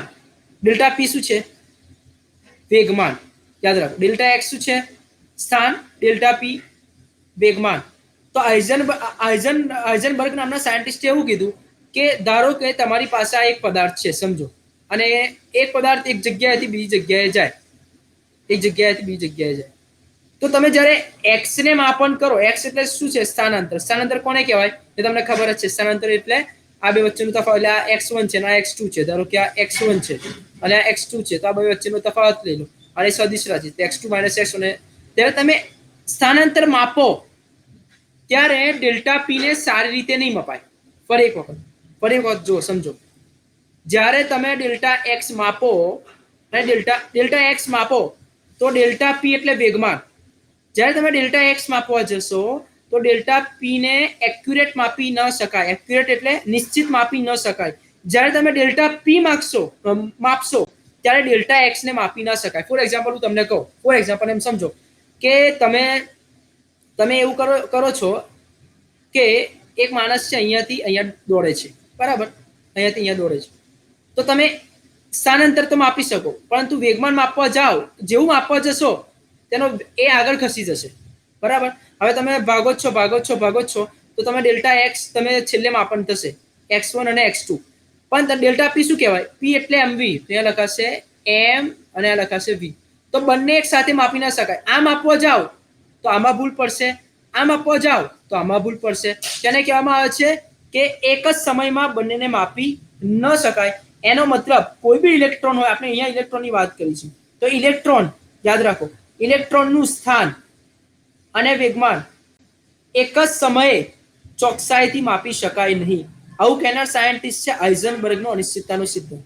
ઓકે, ફરી એક વખત, જ્યારે ઇલેક્ટ્રોન છે એ ગતિ કરે, ઇલેક્ટ્રોન ગતિ કરે કે ધારો કે તમે માપી શકો એનું સ્થાનાંતર, જ્યારે સ્થાનાંતર માપો તે જ સમયે, જો શબ્દ યાદ રાખો, જ્યારે સ્થાનાંતર માપશો તે જ સમયે તમે ડેલ્ટા પી નહીં માપી શકો. અથવા જ્યારે ઇલેક્ટ્રોન ગતિ કરતો ત્યારે ડેલ્ટા પી માપતા હોય ત્યારે ડેલ્ટા એક્સ, તો બંને એકબીજાના શું થાય? એક માપો તો આ નહીં મપાય, આ માપો તો આ નહીં મપાય. તો એને જ કહેવામાં હાઇઝનબર્ગનો અનિશ્ચિતતાનો સિદ્ધાંત. તો સાયન્ટિસ્ટે એવું કીધું કે આ ડેલ્ટા એક્સ છે અને આ ડેલ્ટા પી છે એ એક સાથે માપી શકાય નહીં. તેના માટે એમને એક ફોર્મ્યુલા આપી જેનું નામ જે છે લગભગ એમ સમજો આ એ જ છે એચ કટ કહેવામાં આવે છે અથવા એચ બાર કહેવામાં આવે છે, બરાબર. તો અહીંયા લખીશું આપણે ડેલ્ટા એક્સ ડેલ્ટા પી, આ એચ કટ છે એને કહેવામાં એની કિંમત હોય છે h/2π. તો આ સાયન્ટિસ્ટ છે હાઇઝનબર્ગનો અનિશ્ચિતતાનો સિદ્ધાંત. મેં તમને કીધું એ જ. શું કીધું મેં તમને? ધારો કે એમ એક્ઝામમાં તમને પૂછે કે આ ડેલ્ટા એક્સ તો એમના એમ જ રહેશે, બરાબર, આ એચ એમના એમ, આ 2π એમના એમ, બરાબર, આ 2π એમના એમ, અને અહીંયા તમને આપેલું હોય ડેલ્ટા પી કઈ જતા રહે? નીચે, બરાબર. હવે તમને એવું પૂછવામાં આવે ઇન શોર્ટ, ડેલ્ટા પી પૂછી લે ધારો કે, તો ડેલ્ટા પી સામે જાય, બરાબર, ડેલ્ટા પી સામે જશે, આ એચ એમના એમ, આ 2π પણ એમના એમ, તો હવે આ ડેલ્ટા પી તો સામે જતા રહ્યા, તો અહીંયા શું આવી જશે? Delta x. હવે એક્ઝામમાં એવું પૂછે, જો એક્સ 0 હોય, એક્સ શું હોય? 0, તો શું થશે? તો જો આ h/2π તો એમના એમ જ રાખો, બરાબર. જ્યારે ડેલ્ટા એક્સ 0 હોય, બરાબર, તો આ નીચેની ટર્મ તો શું થઈ જશે? 0 થઈ જશે. 0 થઈ જશે એનો મતલબ h/0, અને h/0 ને કહેવામાં આવે છે ઇન્ફાઇનાઇટ. આવું પણ પૂછી શકે છે, બરાબર. તો h/0 ને શું કહેવામાં આવે છે? ઇન્ફાઇનાઇટ. તો આ જે વસ્તુ છે એ હાઇઝનબર્ગના અનિશ્ચિતતાના સિદ્ધાંતે આ થિયરી આપી છે. ઓકે, ખબર પડી ગઈ શું કહેવા માંગુ છું? બરાબર. આ જે ડેલ્ટા એક્સ જે છે એકચ્યુઅલી અનંત હોતું નથી, પણ એનો એક ચોક્કસ વિસ્તાર હોય છે અને એને જ કહેવામાં આવે છે તરંગ પેકેટ. આ એક ઇમ્પોર્ટન્ટ કન્સેપ્ટ નથી, ખાલી આ ફોર્મ્યુલા યાદ રાખી લો. આ ફોર્મ્યુલા યાદ રાખી લીધી તમારા એમસીક્યુમાં માર્ક્સ પાક્કો, બરાબર. શું કીધું મેં તમને? રિયલ લાઈફમાં શું કરી શકો?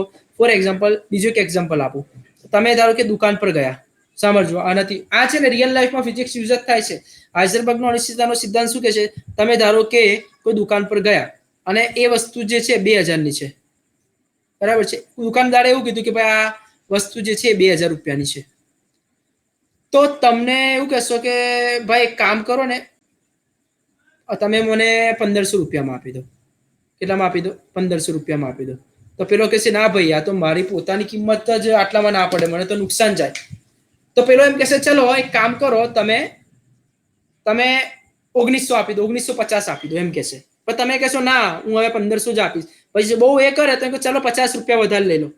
તો તમે જો એનો રેશિયો તમારો રેશિયો કેવો છે? એનો રેશિયો તમારો રેશિયો, તમે 1500 કીધા તે 1950 પર, હા, તો એનો એક સાથે તમે એને એક્યુરેટ ના કરી શકો. એવું બી નથી કે ના થાય. જો આમ તો થાય, ધારો કે એમ કે ભાઈ ચાલ અમુક નહીં હોતા, ચાલો એમ હોય છે કે 1500 રૂપિયા હોય તો કે ચાલો 1800 માં આપી દો, તો પેલો કે ચાલો હા, પણ તમને શરૂઆતના લેવલ પર એને મનાવવો પડશે કે ના ના આટલા કાપો આટલા કાપો. પછી તમે 1600 પર આવશો તો એ 1900 પર આવશે, પછી તમે 1700 પર આવશો તો એમ કહેશે કે ચલો તમારું રહ્યું મારું રહ્યું 1850 આપી દો. પણ તમે કહેશો જો તમારું રહ્યું મારું છોરો 1800 આપી દઉં છું. બસ આ જે વસ્તુ છે એ જ હાઇઝનબર્ગનો અનિશ્ચિતતાનો સિદ્ધાંત આપણે ઉદાહરણ તરીકે લઈ શકાય. અને આ જે આખી થિયરી છે એ ક્વોન્ટમ મિકેનિક્સમાં આવે છે. એ બધું તમને ખાસ યાદ રાખવાની જરૂર નથી કયા મિકેનિક્સમાં. ક્લાસિકલ મિકેનિક્સમાં આનો ઉપયોગ થતો નથી. આનો ઉપયોગ કઈ થાય છે? ક્વોન્ટમ મિકેનિક્સમાં થાય છે. ખાસ આજના પૂરતું એટલું રહેશે, ડેલ્ટા એક્સ અને ડેલ્ટા પી જે છે બરાબર, એની આ ફોર્મ્યુલા યાદ રાખી દેજો. અને લખવું હોય તો કઈ રીતે લખી શકાય કે ઇલેક્ટ્રોનનું સ્થાન અને વેગમાન એક જ સમયે ચોકસાઈથી માપી ન શકાય. એનો મતલબ એ કોના સમપ્રમાણમાં હોય? h/2π ના સમપ્રમાણમાં હોય છે. બસ જે આ વસ્તુ જે છે એને જ કહેવામાં આવે છે હાઇઝનબર્ગનો અનિશ્ચિતતાનો સિદ્ધાંત. બસ તો આ રહે છે. પછી ફરી એક વખત ફટાફટ રિવિઝન કરાવી દઉં છું. આપણે શું ચાલ્યું છે? જો સૌથી પહેલા મેં તમને કાર્યવિધિ ચલાવી દીધું, આ આવશે. દેન સેકન્ડ અર્જનો પ્રયોગ ચલાવી દીધો, બરાબર. અર્જનો પ્રયોગ આમાં સારી રીતે સમજાયું. ઓકે. એના પછી જે છે મેં તમને કીધું ફોટો ઇલેક્ટ્રોનની સંખ્યા એ તીવ્રતાના સમપ્રમાણમાં હોય અને કે ગતિ ઉર્જા આવૃત્તિ પર આધાર રાખે છે. પછી મેં તમને આ કીધું અલગ અલગ ગ્રાફ બતાવ્યો. કલર અલગ અલગ હોય તો આવૃત્તિ પર આધાર રાખે, કલર સેમ હોય તો તીવ્રતા પર આધાર રાખે છે. દેન ફોટો ઇલેક્ટ્રોન માટે આઇન્સ્ટાઈનની સમજૂતી આ મોસ્ટ આઈએમપી ટોપિક છે. દેન એના પછી મેં તમને આ બતાવ્યું છે ફોટોનની લાક્ષણિકતા, આ 2 માર્ક્સમાં પૂછાઈ શકે છે. સુરેખઢાળ માટે h/e આ પૂછાઈ શકે છે. આ જ છે એ MCQ માં આવી શકે છે. ફરી એક વખત આ MCQ માં આવી શકે છે આ ફોર્મ્યુલા. દેન પછી દ્રવ્ય એટલે બ્રોગલી તરંગ લંબાઈ લેમ્ડા = h/p આ ખાસ યાદ રાખો. અચ્છા, k = 1/2 m² છે. મેં તમને કીધું m વડે ગુણ્યું m વડે ભાગશો એટલે આવશે. mv એટલે p, પણ અહીંયા વર્ગ છે એટલે વર્ગ p² લખાશે. એના પછી 2mk = p², તો p² = 2mk. અને વર્ગમૂળમાં લેશો તો 2mk. એટલે આ તમારી પાસે એક ફોર્મ્યુલા આવશે. એના પછી મેં તમને આ ફોર્મ્યુલાના સારી રીતે ડિરાઈવ કરી છે. તે નેક્સ્ટ આ હાઇઝનબર્ગનો અનિશ્ચિતતાનો સિદ્ધાંત રહેશે. તો આજનો લેક્ચર ભલે મોટો થયો છે પણ તમારા કામનો જ છે. તો વિદ્યાર્થી મિત્રો આને સારી રીતે કરજો. 1-2 વખત હજુ જોશો તો તમને ખબર પડી જશે. એકદમ સિમ્પલ છે. આમાં 3 આટલું જ કરશો એટલે 3 માર્ક્સ તમારા પાક્કા થઈ જશે. તો આઈ હોપ કે તમને ખબર પડી ગઈ. કોઈ બી ડિફિકલ્ટ